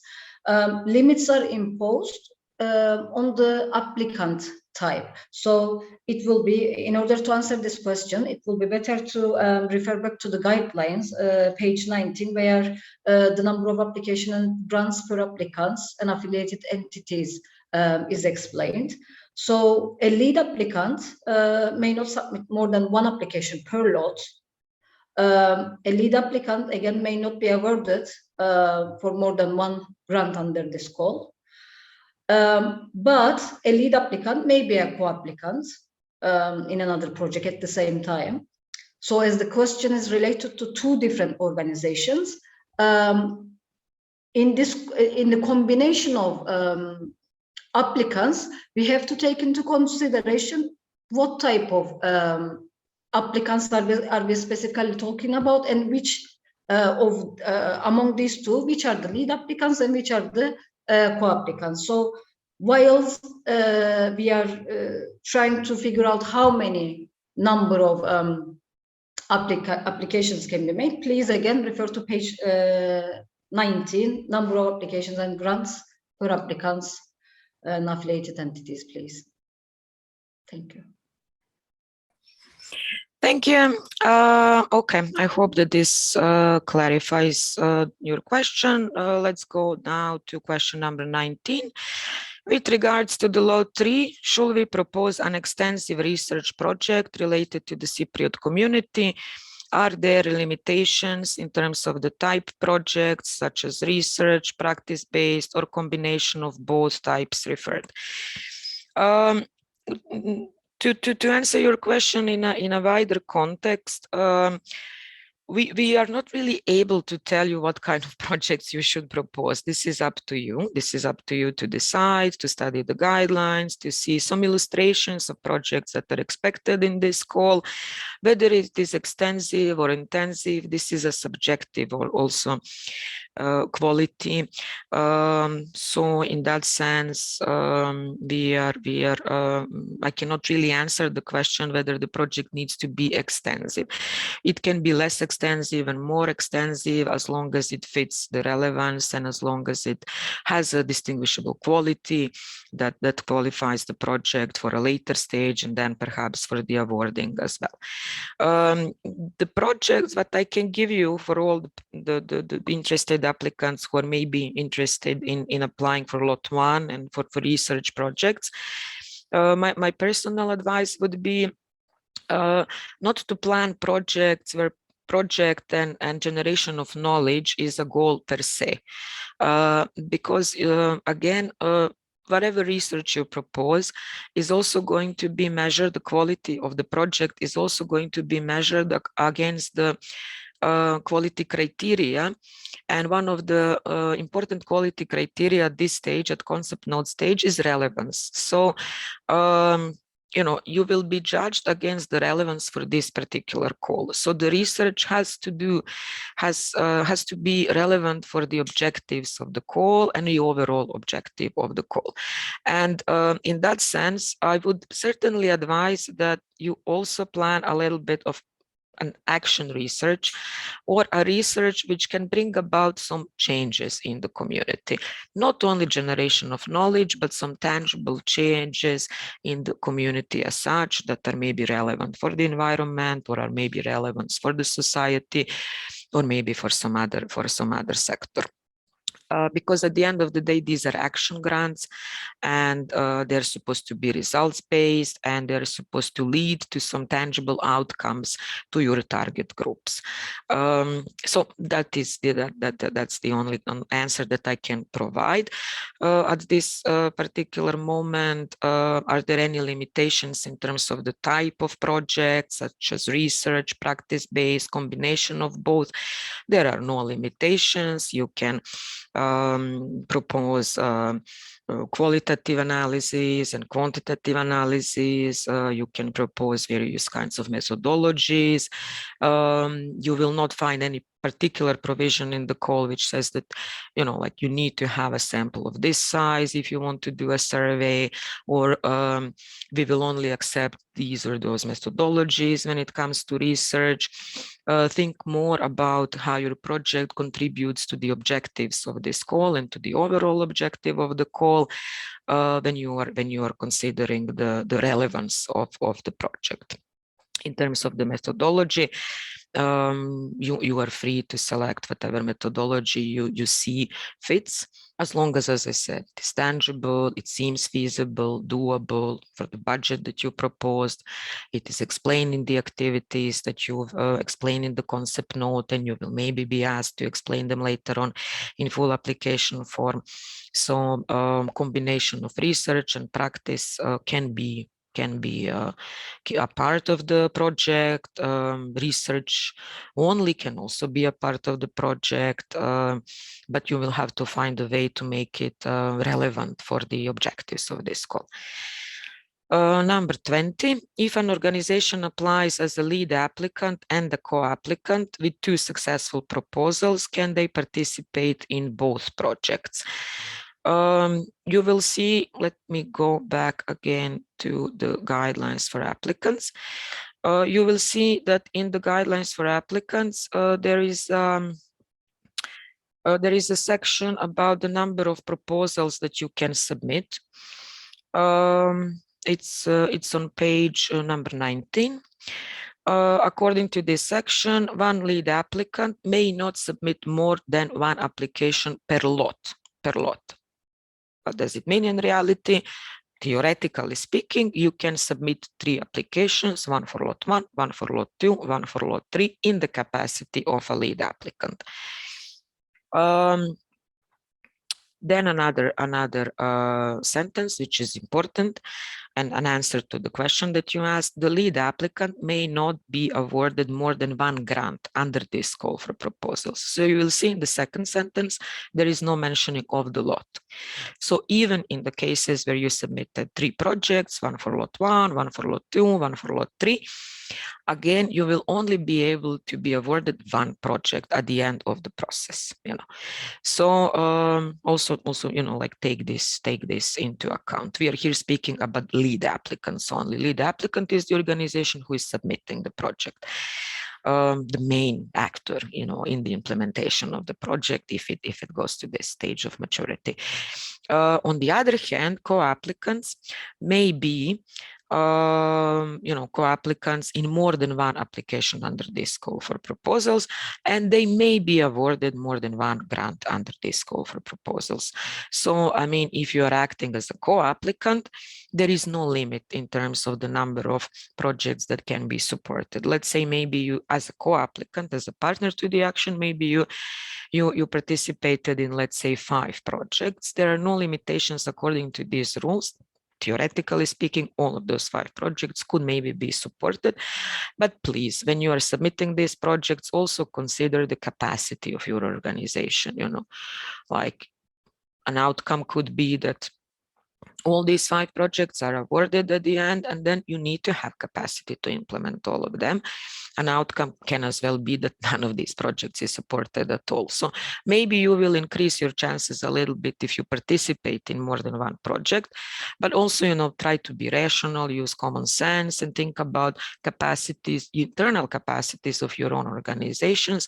Will you be able to actually implement all those projects that you want to participate in and that you are participating in? So you will see in this particular section of the guidelines the answer to the question that you asked. Okay. Question number 21: is volunteer work in-kind contribution? Is this the same as staff costs for in-kind contribution? I have to admit a little bit, maybe I don't understand the question fully, but you will see in the guidelines the mentioning of volunteer work and in-kind contributions. And you will see that in-kind contributions per se, if they are not volunteer work, they cannot be considered co-financing. What does this mean in reality?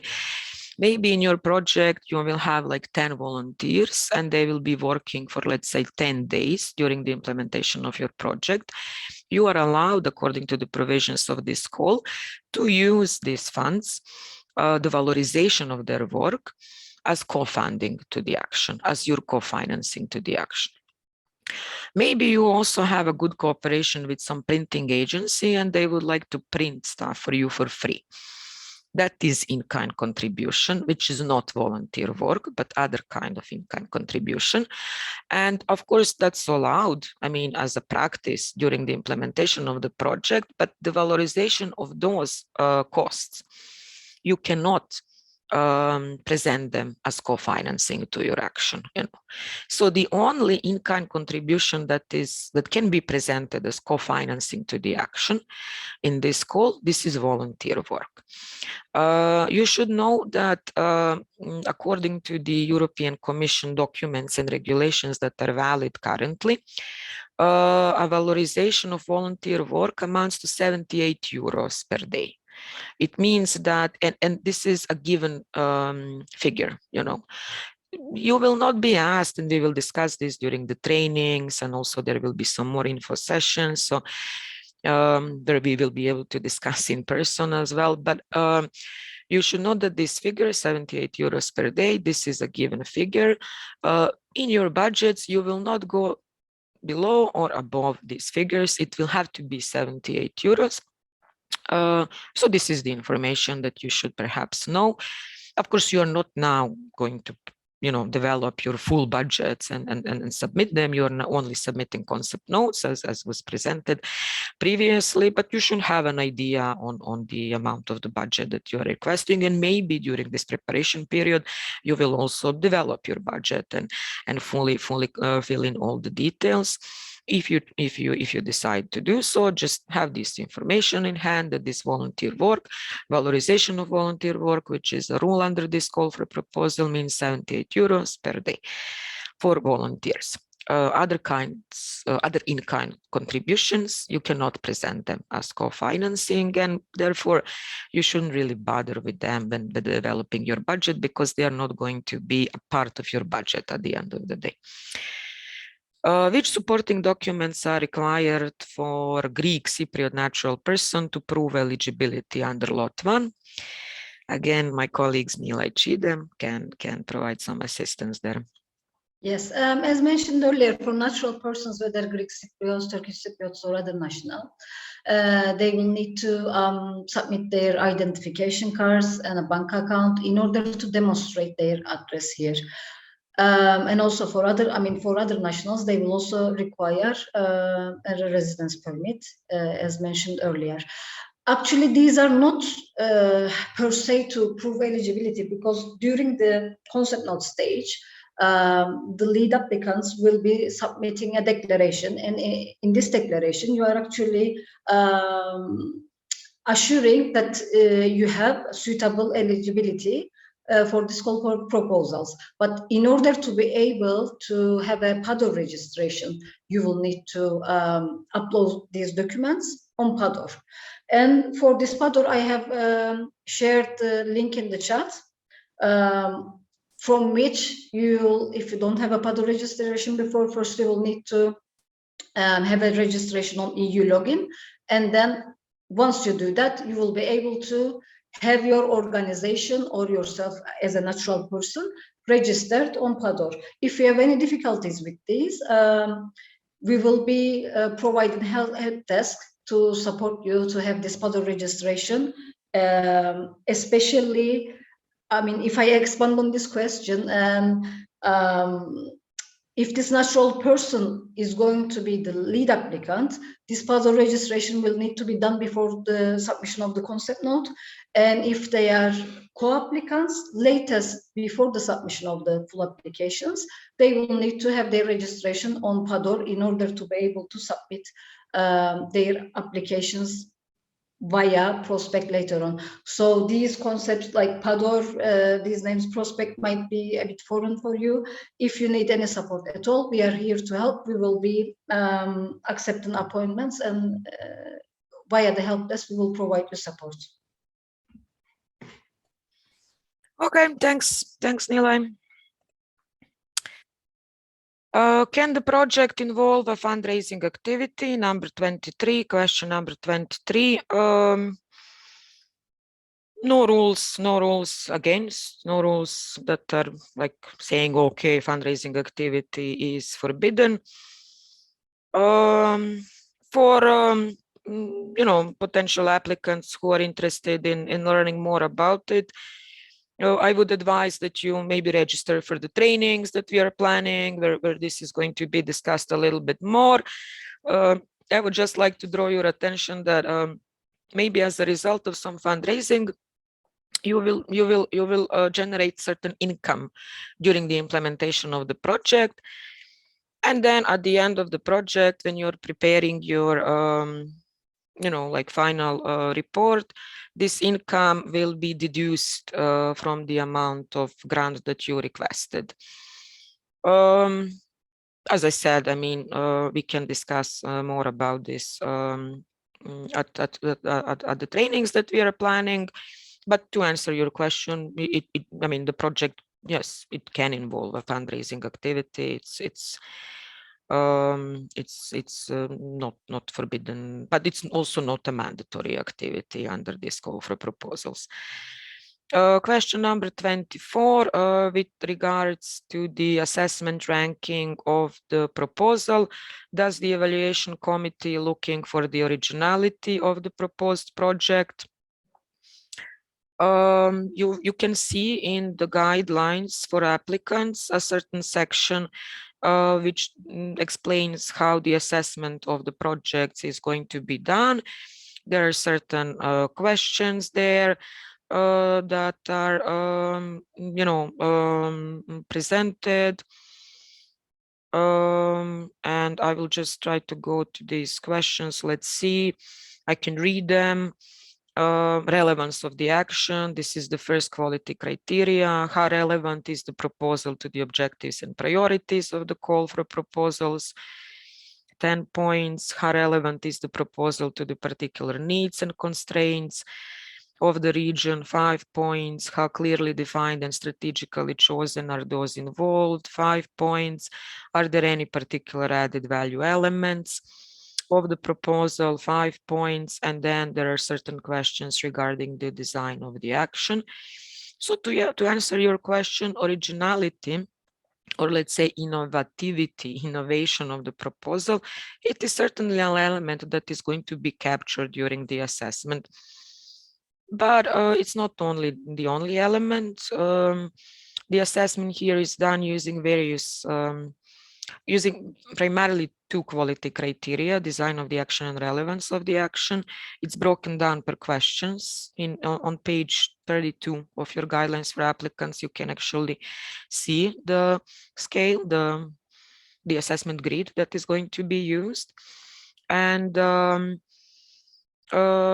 so in that sense, originality is an element that you should strive for, because I mean, it could give you some additional points, in particular when it comes to added value of your proposals and some cross-cutting elements of your proposals. You will also see when you read the guidelines that there is a word there, that there is a sentence there which says that research projects should be innovative. I mean, not innovative in terms of outside of known methodology and, proposing something that has never been seen in research community, but they certainly should not be the projects that were already implemented. They should certainly not be repetitions of projects that had already been implemented and funded from different sources or from the EU sources. Having said that, this of course doesn't mean that perhaps if you are involved in some longitudinal study or something like that, you should now consider maybe asking funds for an additional section of your research that you are requiring now, maybe to continue with some long-term research studies that had started back in a day. But if a research has been fully completed previously and now you simply want to, repeat it, do the repetition, not strictly forbidden, but then you really need to elaborate why is this needed, why additional funding is now needed to repeat the research that has already been done. So I think that indirectly I tried to answer your question about the originality of the proposals that you are submitting. And it's not only applicable to research projects, it's applicable to all other projects in Law 2 and Law 3 as well.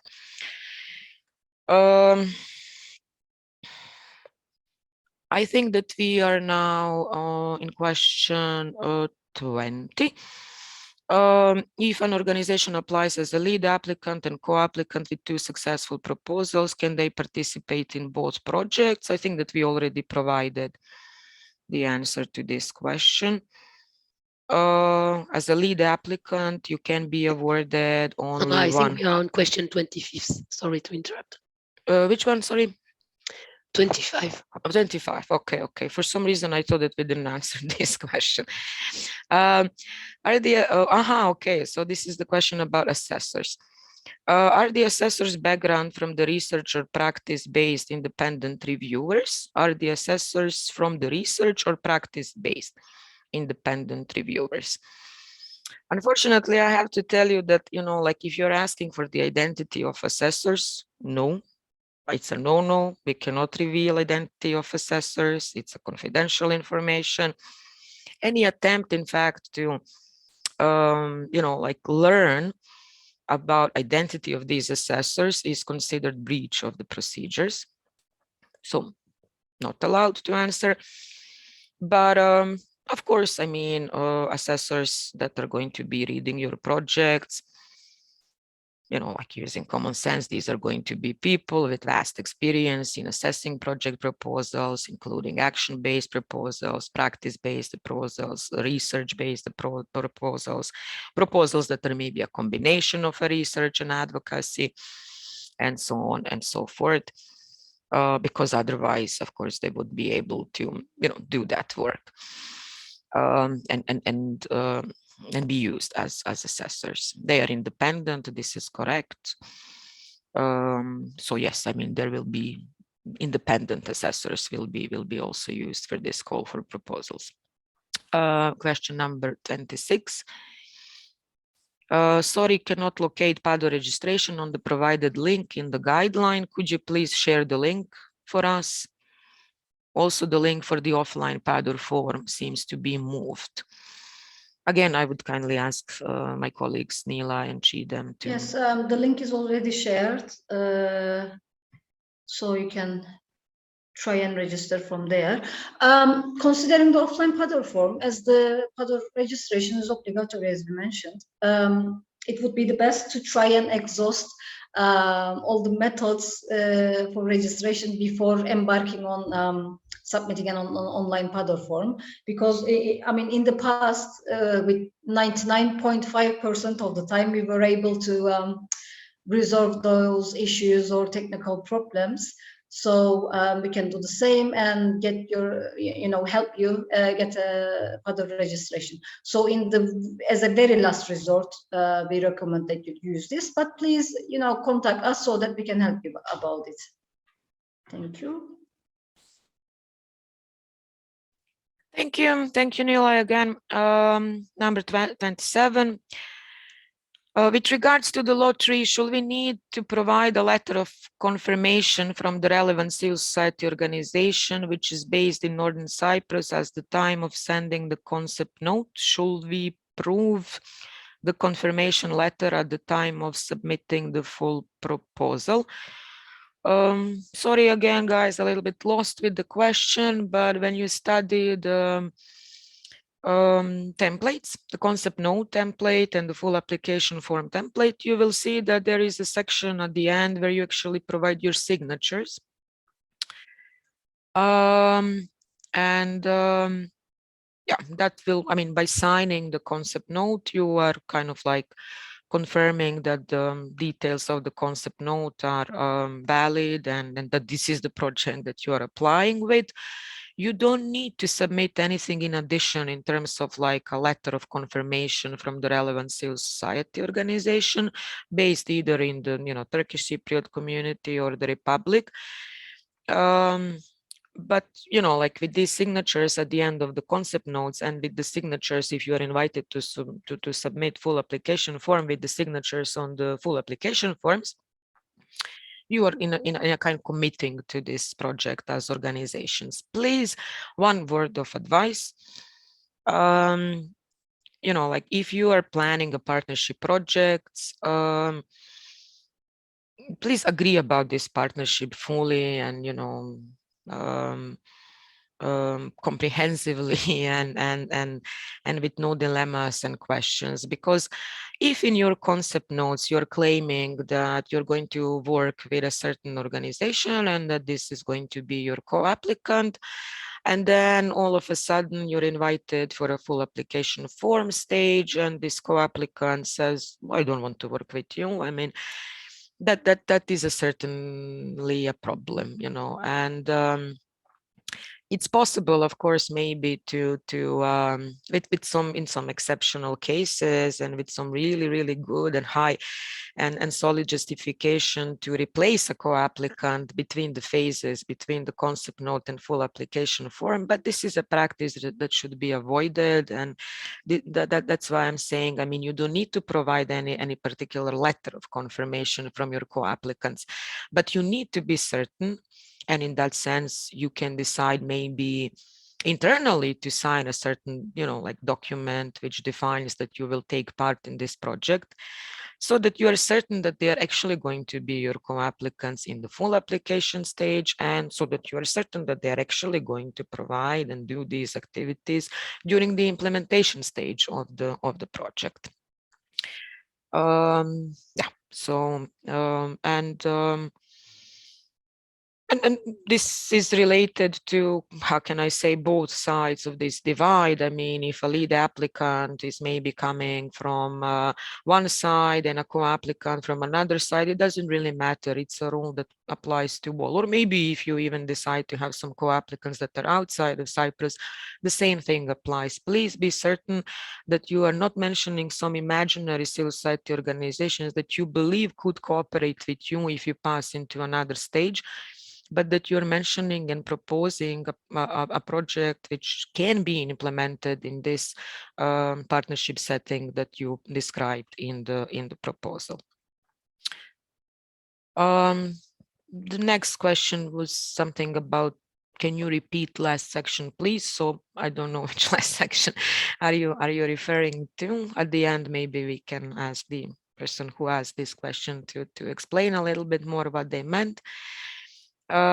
Question number 29, for lot 3, do you need to work with 2 civil society involved from Turkish and Greek side, or 1 Turkish Cypriot and Greek Cypriot and 1 civil society will be enough? As I explained already, there is no requirement of partnership in lot 3. It doesn't mean that you shouldn't go and propose projects in partnership. It's just not a requirement of the call. When is the next training session for the preparation of the concept notes? I would kindly ask my colleagues, maybe Aysel if possible, if not already, because I cannot follow the screen and the chat at the same time, to write down in chat the dates for all the upcoming trainings. Lot 1 training is scheduled next week for, if I'm not mistaken, 17th and 18th of March. And then next week we are going to have lot 2 training, and then the following week lot 3 training. So please read guidelines, like try to distinguish, oh, I'd like to apply for lot 1, or like, no, my project is more related to lot 2 or lot 3, and then send your registrations. You can attend all 3 projects, one and the same person can can attend all 3 trainings if you're maybe, like still considering, I don't know whether my project fits into lot 1 or 2 or 3. It's not forbidden. The content will be more or less the same in those common topics. And there will be some distinction because naturally these are projects of different nature. And I assume also that the discussion and questions will also be different. But as I said, it doesn't, I mean, you can apply, you can register, one organization can register for either of the trainings or for all 3 trainings. We will try to make the recordings of these trainings also available so that for if, you know, if anyone maybe is not able to attend for whatever personal or professional reason, you can also, you know, at least listen to the presentation and the training, the recording of the training. So yeah, if you could please just share the dates. We would need you to register the same way that you registered today for this info session, and then we will send you the webinar links. Due to the number of people today, unfortunately, we were not able to have an interaction where you're verbally asking questions because there's quite a number of participants, but we will try to have a little bit more interaction at this training. So I really encourage you to take part in them. I mean, of course, if you want to, they are voluntarily, they are not an obligation. Yeah, number 31, question number 31. Can you please elaborate more on equipment vehicles that can be bought in lot 3? You saw that there is a threshold when it comes to the funds that you can spend for equipment and vehicles. Again, I'm repeating, you are not to submit a full budget now at this stage. So at the end of the day, we will not be able to check this eligibility criteria currently. That can only be checked at later stage if you're invited for the full application forms, but still, you know, have this in mind that there is a certain threshold and that your project, you know, like you cannot request 100% funds to purchase equipment, but there is a certain threshold. In terms of the equipment vehicles, this project, this call for proposal is funded from the aid regulation for Turkish Cypriot community. According to this regulation, we still need to follow rules of origin. So, you know, like if you are planning to maybe procure some specific equipment, that equipment would need to originate from either EU countries or European Economic Area countries or IPA countries, pre-accession countries. So have that in mind as well. But in terms of types of equipment that can be requested, there is no list, you know, or anything like that, which you could consult, and then on the list you could find you may only request this or that equipment, but you cannot request this or that equipment. Nothing like that exists. So as long as the purchase of this equipment and procurement of this equipment or vehicles is relevant and feasible and in line with your activities, described needs, if this is a cost-effective cost, if this is something that fits in your budget, in your project proposal, if this is coherent with your activities, you know, like you're allowed to request those funds. So I guess that this is the answer to number 31. Number 32, maybe you mentioned it, but I missed it. In lot 1, a natural person applying as lead applicant cannot work in a university. Not really. What we are saying is that universities are not eligible to apply.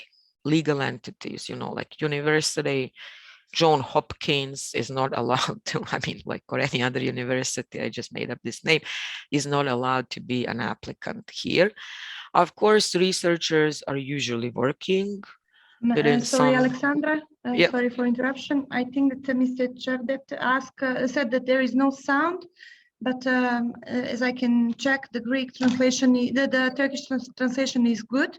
Okay. Can you just confirm if you can hear again?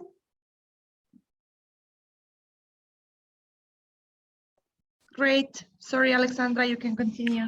No worries, no worries. I hope that you can all hear me. Yeah, I mean, I was talking about these universities. Of course, normally, naturally, researchers are affiliated or working with certain universities.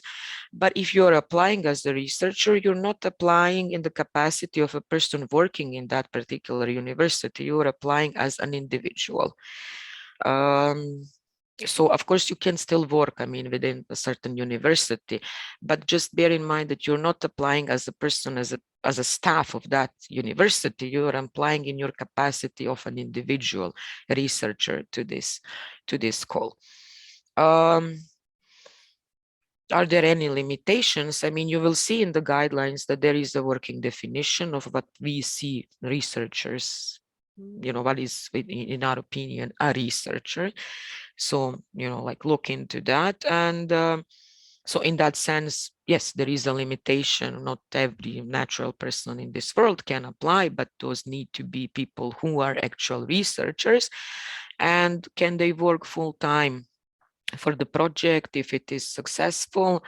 Again, no rules in terms of like you can work 50% or 80% or 10%, not above that, and so on and so forth. As long as this is feasible, as long as this is needed, as long as it doesn't contradict any other regulation or any other rule or any other, you know, like set of rules that are applied to your situation, you know. So maybe if you're working 100% of your working time in some other institution, and now you also want to work 100% on this project, it's contradicting one situation with another, you know. In terms of this, I don't know, maybe Nilay or Chida, maybe you wanted to add something, or maybe Emily.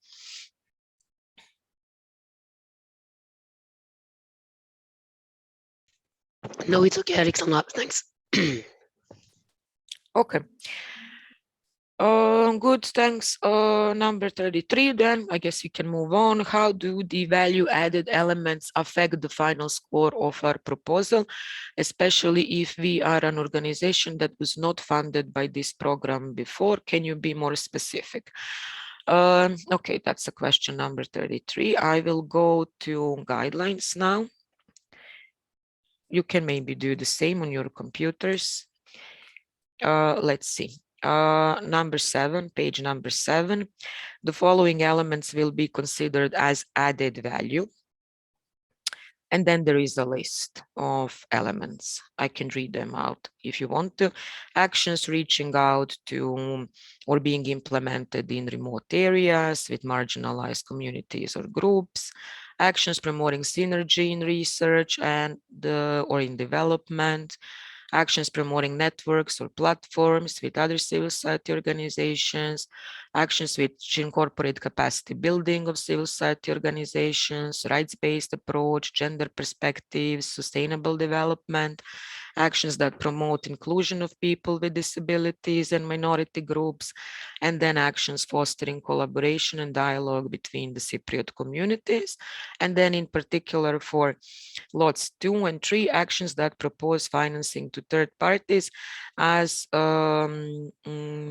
with co-applicants that have not benefited from Cypriot civil society in action calls number 6 and 7. So, you know, like if you want to understand more about these added values, go to page number 7, and there is a list of added values. Why is this important? Because if you consult the evaluation grid for the concept notes, which is available on page 32 of your guidelines for applicants, you will see that particularly question number 1.4 of the grid for the concept notes is a question about added values. The question is, does the proposal contain particular added value elements indicated under section number 1.2 of the guidelines for applicants, maximum 5 points. So there you go. There is a definition of an added value elements here. Please consult it. Naturally, you would like to, you know, obtain as much as possible points in this particular question, and therefore, you know, think about these elements that are presented there. And in your concept note, there is a question where you elaborate on how you intend to you know, deal with or tackle added value elements in your proposal. Based on my experience, I also have to tell you, we are seeing a lot of repetition and a lot of really abstract intentions when potential applicants are describing these added values. You know, typically you would see we will, you know, pursue gender equality or diversity or environmentally friendly activities. But I mean, if I can ask you or give you my kind of like a personal advice, try to go a little bit beyond that. So if you are saying that you want to have an environmentally friendly project, please elaborate a little bit. How is this operationalized in your design? What exactly are you intending to do in order to have this quality implemented? What I want to say is not simply enough to say, I intend to pursue these added value elements in my proposal, but you also need to elaborate a little bit as to how you intend to actually do that, you know, like specifically in your proposals. Okay, so that answers the question about added values, which was question number 33. Question number 34. Yeah, sorry, I didn't answer. Especially if we are an organization that was not funded by this program before, you don't need to, I mean, this is a call for proposal that is open to organizations that have not benefited from EU funding previously, equally to those that benefited from EU funding previously. When I say EU funding, I mean particularly funding that comes through aid regulation for the aid for Turkish Cypriot communities. So if you are, I mean, you know, like maybe there is a misunderstanding. An added value has nothing to do with your previous project experience. And, you know, like if you are a recipient of funds in, let's say, CS8 or CS7 call for a proposal, you will not automatically be assigned some additional points or anything like that, you know. It is as it is written in the guidelines. There is a list of added value elements that's defined, and then you simply consider those elements when you are designing your proposals. Number 34, question number 34, can a natural person apply for a research project with an additional aim to establish a bicommunal non-profit research center? Is the cost of such an establishment considered as an eligible cost? Let's go back maybe to question number 1. Lot 1 projects are about research. So, you know, like common sense says that there needs to be a research as an element, as an activity of the proposal. But it doesn't mean that, you know, like it's research purely and then we can't plan anything other, any other activity. So in that sense, theoretically speaking, it is possible that you plan additional activities. Now, unfortunately, as Emily already mentioned previously in her presentation, we can't really in advance, you know, like we cannot really tell you, these costs are eligible, this project is eligible. What I can tell you is that there is no section in the guidelines which says, if you are applying for lot 1, you are specifically not meant to plan for any bicommunal non-profit research center as the outcome of your project. In the list of ineligible actions and in the list of ineligible costs as well, there is nothing which concerns establishment of such a center. So theoretically speaking, in principle, this is something which is possible, but please don't consider this as an invitation to go ahead and have this activity in your project as a must. It's not forbidden, and it will be assessed accordingly with any other project according to these assessment criteria which are published in the call. Okay, number 34, is volunteered time of the researchers considered as an eligible in-kind contribution? Is in case of a bicommunal research action where 2 natural persons from both communities are applying. Yes, it can be considered as in-kind contribution. It is an in-kind contribution, but not to confuse ourselves. The more important thing is that this volunteering can be considered as your co-financing. So let's say maybe you need, in order to co-finance your project, maybe you need, let's say, you know, financially, you need maybe, let's say, 5,000 euros. When I say 50% of co-financing, 2 2,500 euros can originate from your volunteers, and then you need to find a way to co-finance financially the remaining 2,500 euros. So that's the answer to question number 35. Question number 36, are we going to be informed about the score of our concept notes at the end of first evaluation steps? You will be informed about the outcome of the concept notes evaluation, definitely, once it is finalized. If you are invited to submit your full application form, unfortunately, procedurally, it is like that. You are not going to be receiving the scores, you know, of your project. So, I mean, that's a part of the procedure that we cannot unfortunately influence. So if you're invited to submit your full application form, in the letter that you received, you will see that you're invited to submit your full application form. You will not be able to see the scores that you obtained. You can only reason that they are high because you're invited to submit full application form. Yes, so that's... And just maybe to complement, Yep. if you are not invited for the full application, sorry, you will have the information of your score, but not overall. So you will know what is your score, but not your rank. Okay, thanks. Number 37.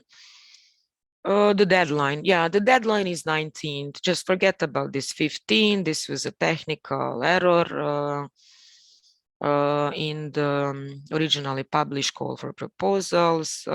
These things sometimes happen. 15th of April is actually some sort of a public holiday, and this is why the deadline has been extended automatically then to the 19th.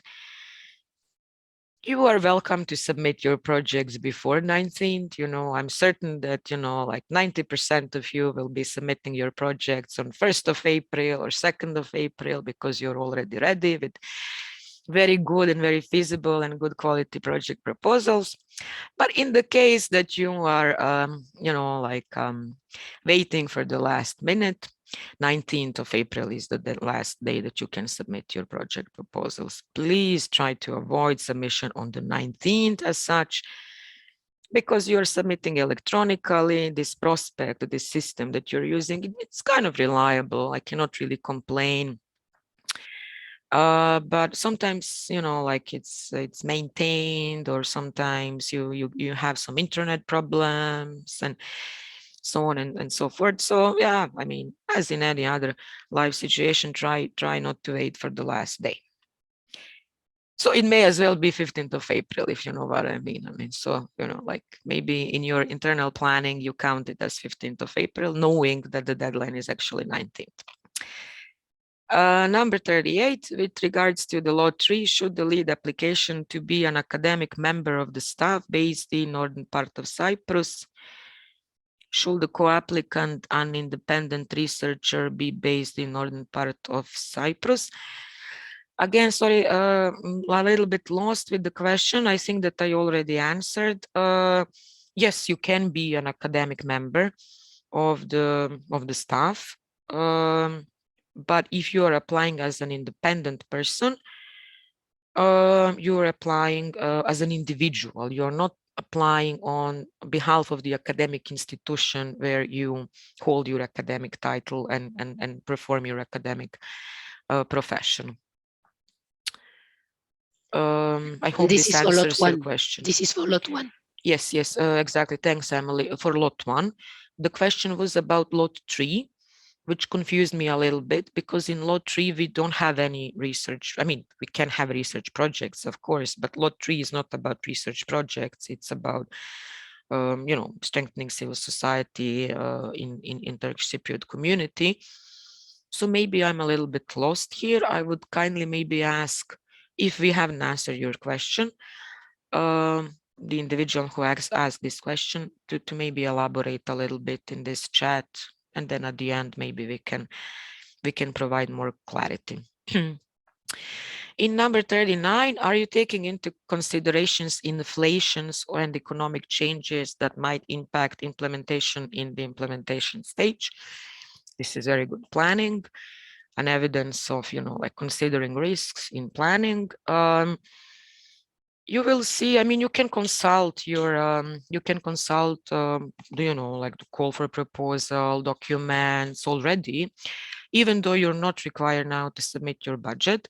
You can consult the template for the budget. In the template for the budget, you will see that there is a budget line, which is called contingency. It's like a budget reserve. So if you feel and if you believe that according to current, like macroeconomic predictions and situation, there will be a need to have a certain budgetary reserve, a contingency, so that, like you could keep up with the inflation and any problems that could happen in terms of macroeconomic stability. You can plan a defined amount of money. It's 5% of direct eligible costs, but not to confuse you now with maybe too many details for this contingency reserve. And if it is approved by the contracting authority during the implementation of your project, you can use it as your budget reserve. The only thing is that in order to use this contingency, this budget reserve, you would need to send a request to the contracting authority, and you can start spending, I mean, provisionally speaking, these funds and this money only upon the approval of the contracting authority. So the answer is yes, there is this possibility to request contingency. And this amount that can be requested it's typical in these kinds of calls for proposals. It's 5% of the direct eligible costs. Number 40, again, I would kindly ask Nila or Chidem to give you some information about this. Yes. Is it compulsory for both lead and co-applicant to demonstrate their bank account details in order to prove that they're legal person and based in Cyprus? We have to actually differentiate here the type of applicants from natural persons and legal persons, because if you are a legal person, therefore you are applying as an organization, a bank account detail is not required to be uploaded on Pador. Whereas if you are applying as a natural person and you are a lead applicant, before the submission of your concept notes, you will need to upload your bank account and your identification. And if you're a non-resident, non-Cypriot national, you will need to upload your residence permit on Pador for the purpose of Pador registration.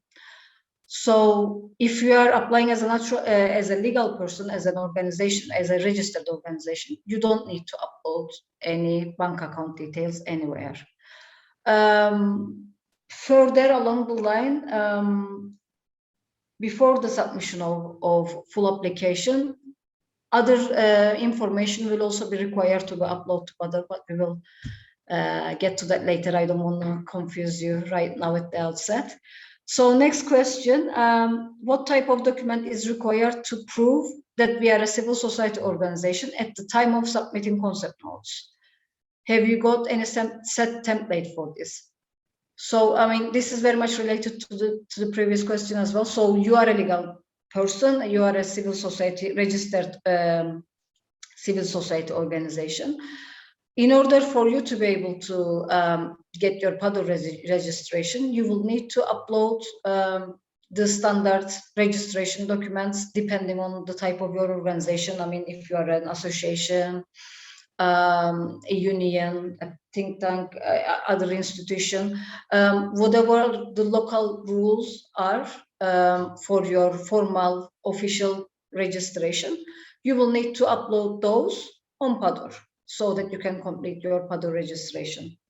And also later, I mean, as I mentioned, at VIII stage, if you pass the concept note stage, at VIII stage, these statutes or, you know, whatever the type of document, the official document is regarding your registration, those will need to be in the system.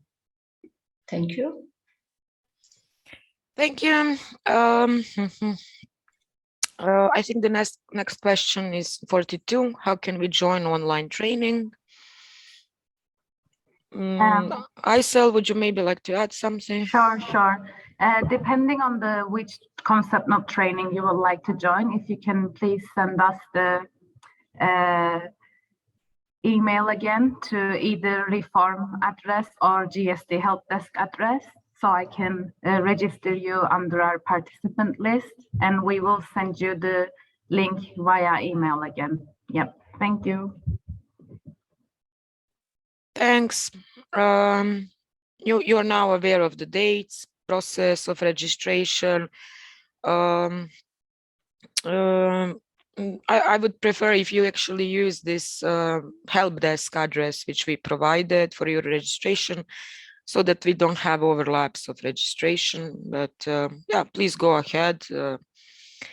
We will try to promote trainings a little bit on Facebook as well to have more participation, you know. There's you know, like, seats available currently, so, you know, like, please go ahead and register in massive numbers right now, so that we see your registrations. Question number 43, should two independent individuals collaborate with an established civil society organization in northern part of Cyprus to apply for the Lot 3? I think the same person who was asking about this research actually asked the same question. Just to clarify once again, individual applicants, Lot 1 only, one. No individual applicants in Lot 2 and Lot 3.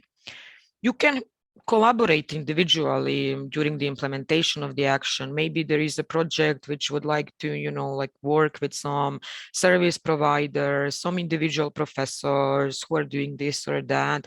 They will be procuring maybe some services to implement some trainings or to implement some research in Lot 3 as well. But as an applicant or co-applicant, in Lot 3, we actually don't have individuals, but we have only civil society organizations, legal entities, registered civil society organizations, you know, who are organizations and who are registered as organizations, as separate legal entities. Question number 44, for Lot 2, I guess this is Lot number 2. As you said, we can prepare sport project. Can you give us an example, please? Unfortunately, you know, like, what we can provide is only like, please go to guidelines for applicants, see a list of eligible actions, see a list of eligible activities. It's to inspire you to understand what types of projects, what types of activities, what types of actions, projects we would like to see. I mean, not necessarily we would like to see, you know, but what we expect to receive in this call. These lists are not exhaustive. It means that they are only indicative. They are just there to provide you a certain illustration as to the types of projects that you perhaps might be consider applying for in this particular call. And then it will really be up to you to, you know, like, do the design part and planning part and propose such actions, you know. So in that sense, unfortunately, I cannot really give you as an example, because I think it could also be a little bit misleading, because it's up to you to propose these project ideas, to consider, to do this, you know, intellectual kind of like a work and you know, design actions and plan, and then write them down and propose them to the contracting authorities so that they could assess them. Okay, we have I think 5 or 6 more questions, and then maybe some additional questions appeared on the chat, but I'll try to answer the next 5. With regards to the Lot 3, the lead applicant, who is also an academic member of the staff, can apply for this post by using her current academic affiliation. Again, Lot 3 is not about research. Lot 1 is about research. Let's clarify that. So Lot 1 research, Lot 3 not research. Current academic affiliation, yes, in all sense, of course, whenever you are applying, you are using your current academic affiliation. If I understand correctly, maybe you are currently, you know, like a professor or a teaching assistant, or you have a PhD, or you have an MA, you are using your current academic title, if this is what you're referring to. If by academic affiliation you mean that you're working within a certain university, again, yes, you can explain that in the application form, of course, but you're not applying as a member of the staff of that university, but again, as an individual, you know. But regardless of all the things I said, in Lot 3, we can have research, but researchers are applying for Lot 1. Question number 46, with regards to the Lot 3, should the lead applicant play an active role in collaboration with the established civil society organization, which is based in northern part of Cyprus? Whenever you have partnership projects, we assume that they will lead to active collaboration of the partners. Question number 47, can you send us the presentation, please? As I said, we will send the presentation to all the emails which you indicated. You indicated them when you were sending the registration request, and also in this chat this morning. So all the emails that are indicated will be used to send you the copy of the PowerPoint presentation, but it has already been shared with you anyhow today. Question number 48, does the grant team accept the newly established civil society organization as team of submitting the concept notes? Yeah, I would just like to clarify, grant support team, we are simply a project, a service provider to the contracting authority. The contracting authority, European Commission, is actually the one that is, you know, receiving your proposals. It's not us, but it's the contracting authority. For example, I'm from grant support team, Emily is from contracting authority. I don't want to confuse you, but just to clarify the roles. Newly established civil society organizations, yes, they can apply for this call, but please study also the quality criteria and the assessment criteria for concept notes and for full application forms. You will see that one of the quality criteria is also financial capacity of the lead applicant.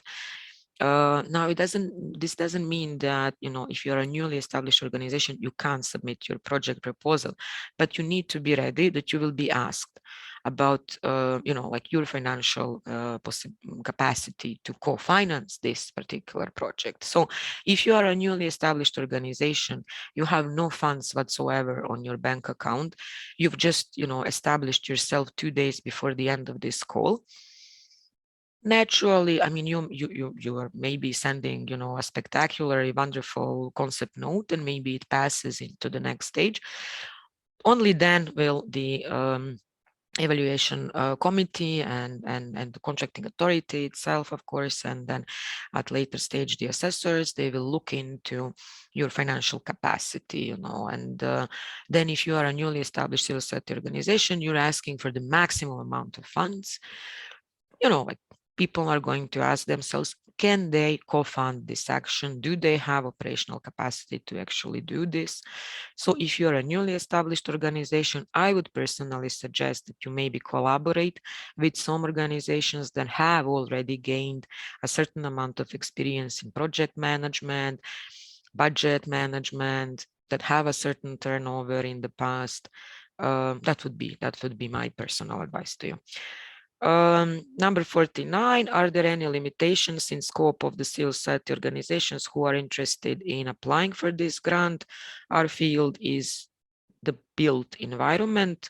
Should we develop a proposal either individually or in a collaboration with a civil society organization? You need to be civil society organization if you are a legal entity to apply for this call.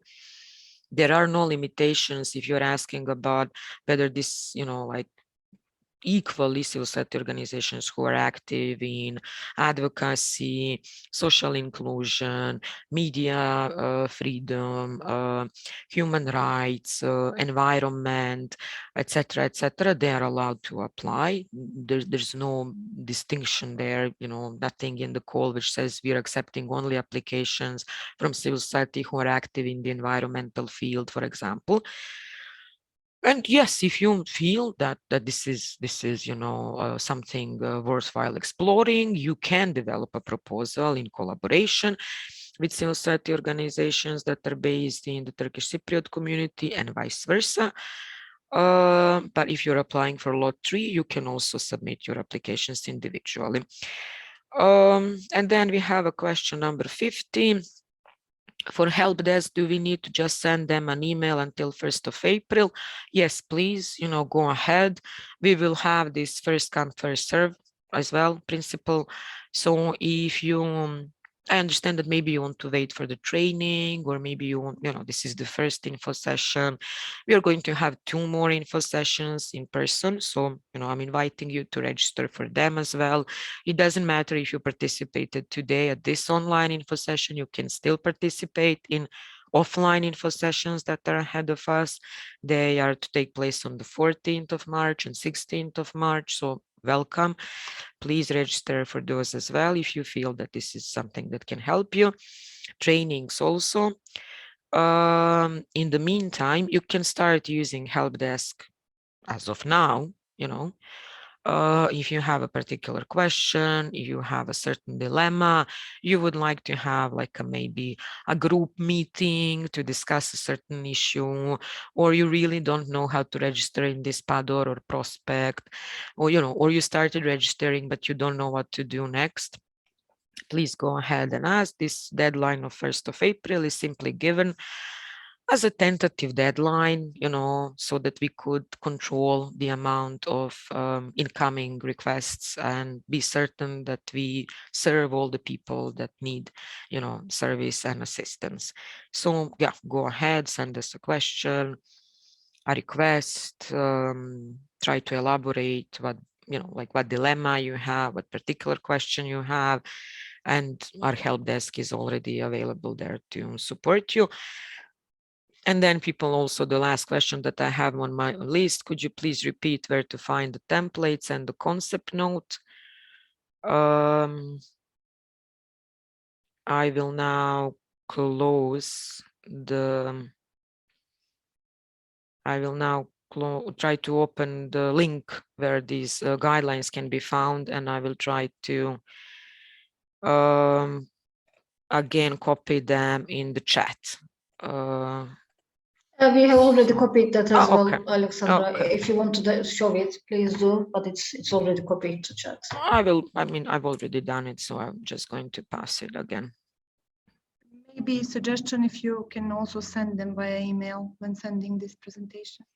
Yes, I mean, all of you have also received an email when you registered with the links to this call. So I shared it now on chat again. Okay, I don't know, maybe if Nila, Chidem, you would like to add something, or Emily, I will quickly go through questions that were received in the meantime, just to see if there is anything else that maybe we need to answer, you know.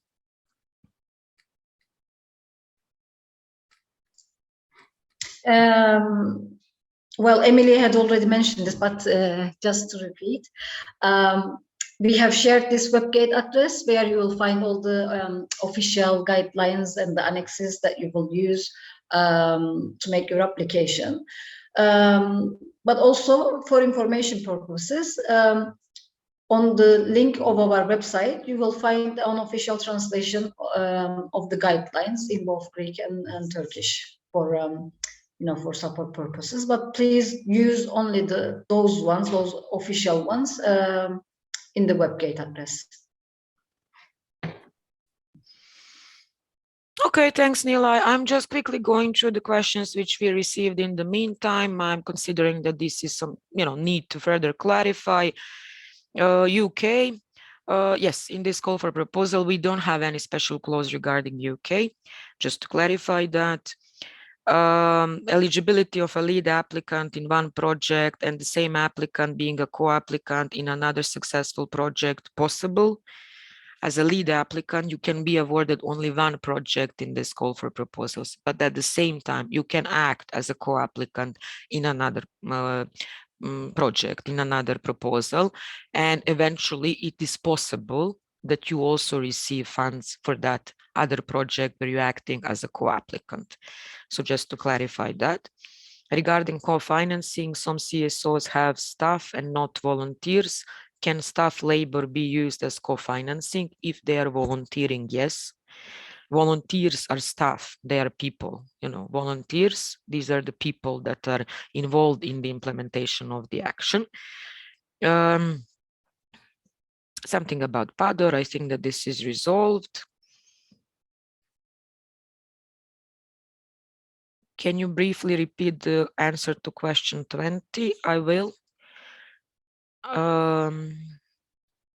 Just to see if there is anything else.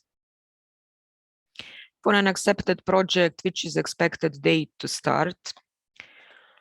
Let's see. I will try to find the section in the guidelines.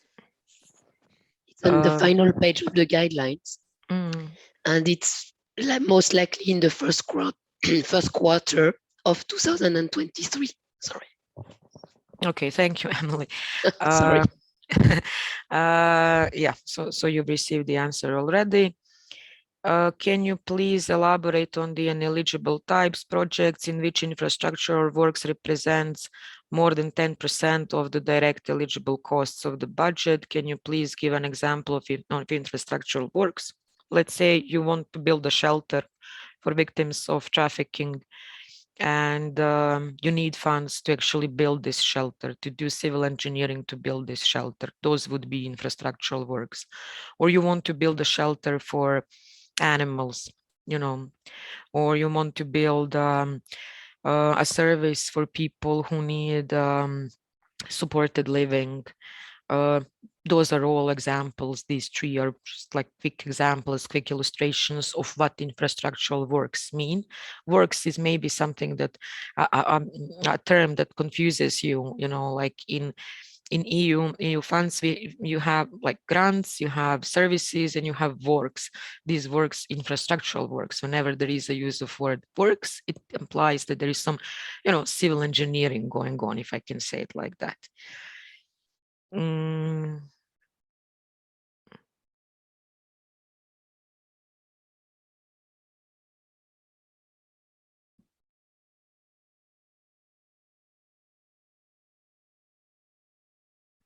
Another question. The initial press release to inform the TC about the program specifically mentioned that some of the funds earmarked will be provided for projects aiming to curtail people smuggling. Would that be within the scope of Lot 3 if the point is correct? A little bit confused to understand what press release are you referring to. In the past, European Union has supported a call for proposals that specifically aimed at anti-trafficking actions. That call is long time closed, and some of the projects are still ongoing. If you wish to send a project proposal which tackles this issue, it is of course possible. Just please go through the priorities and see, like whether the project fits into Lot 1, because in Lot 1 you can still propose research projects that tackle society, social needs. In Lot 2, there is also a possibility to tackle projects that deal with social inclusion, and as well in Lot 3. So there's nothing preventing you from proposing projects that deal with this particular topic. But I must say that, like there are no special funds earmarked for these projects in this call for proposals for this specific topic. So maybe there is some misunderstanding in terms of this press release that you are mentioning.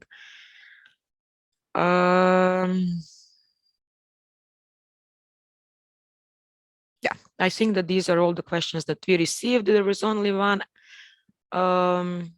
regarding question number 20. To repeat the answer, I will go now to question number 20. If an organization applies as a lead applicant and a co-applicant with 2 successful proposals, can they participate in both projects? I think that I provided an answer. As a lead applicant only in one. At the same time, yes, you can be a co-applicant if you like do everything well and then you pass. You can, be in a situation where you're a lead applicant in one project and a co-applicant in another project. It's not forbidden, so it's possible. Again, please bear in mind that you need to assess yourself and see your own internal capacities to implement these 2 projects. If you're acting as a lead applicant in one, as a co-applicant in another, still it implies the use of your internal resources. Thanks. So I think that these are all the questions. Let's not pretend that this is the end of our collaboration. Maybe some people would like to have an, inside discussion, personal discussion. So please go ahead, register also for these physical info sessions, how can I say, for 14th and 16th. If you have some questions that you would like to be addressed and you simply didn't have time to ask them today, you can do that using either our help desk or writing to this functional mailbox of the European Commission. We will be hosting and we will be preparing these 3 trainings. Please register for those as well. And also, I'm not sure if any colleague from Civic Spaces, maybe from our another EU-funded project, is maybe currently on board. I will just like to, on behalf of them, to also advertise their activities a little bit. Civic Space project, a lot of you are aware of them. They are also going to be supporting potential lead applicants with their own help desk activity, and also there is a plan to host and deliver workshops that are going to be dealing with the issue of advocacy. So once we address you all and send you this presentation from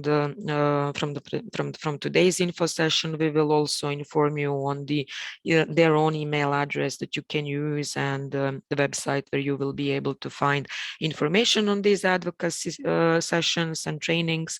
And they are also preparing a set of guides that could help you in preparation of your proposals, tackling certain aspects of the proposals particularly. Yes, you received, yes. Just Civic Space can also help with finding partners in the Turkish Cypriot community or the Greek Cypriot community. Yeah, you've just received last minute, draw to your attention, please. You've just received a message from Civic Space where in your chat you can see the link, their web address, and also you can see the link to the CSO database, civil society organizations database that they're keeping and maintaining, where you can find more than 240 civil society organizations. If this is something that can be of your use when you're searching for your partners, we are also encouraging you to use this database. Yeah, I think that this is it. Thank you very much all for participating today. I wish you good luck in understanding and reading all these guidelines and preparing your proposals. And I'm looking forward to, like more questions and more activities in this field, to the trainings as well, and additional info sessions where we can further assist you and help you, to use this very good and very important opportunity of EU funding in Cyprus. Thanks to my colleagues as well for their excellent support, to the translators also, to Emily, and see you then on the 14th, I guess, and 16th at the physical info session, and then at later stage also at the trainings. Have a good day, and wish you good luck. Thanks. Bye-bye. Thank you.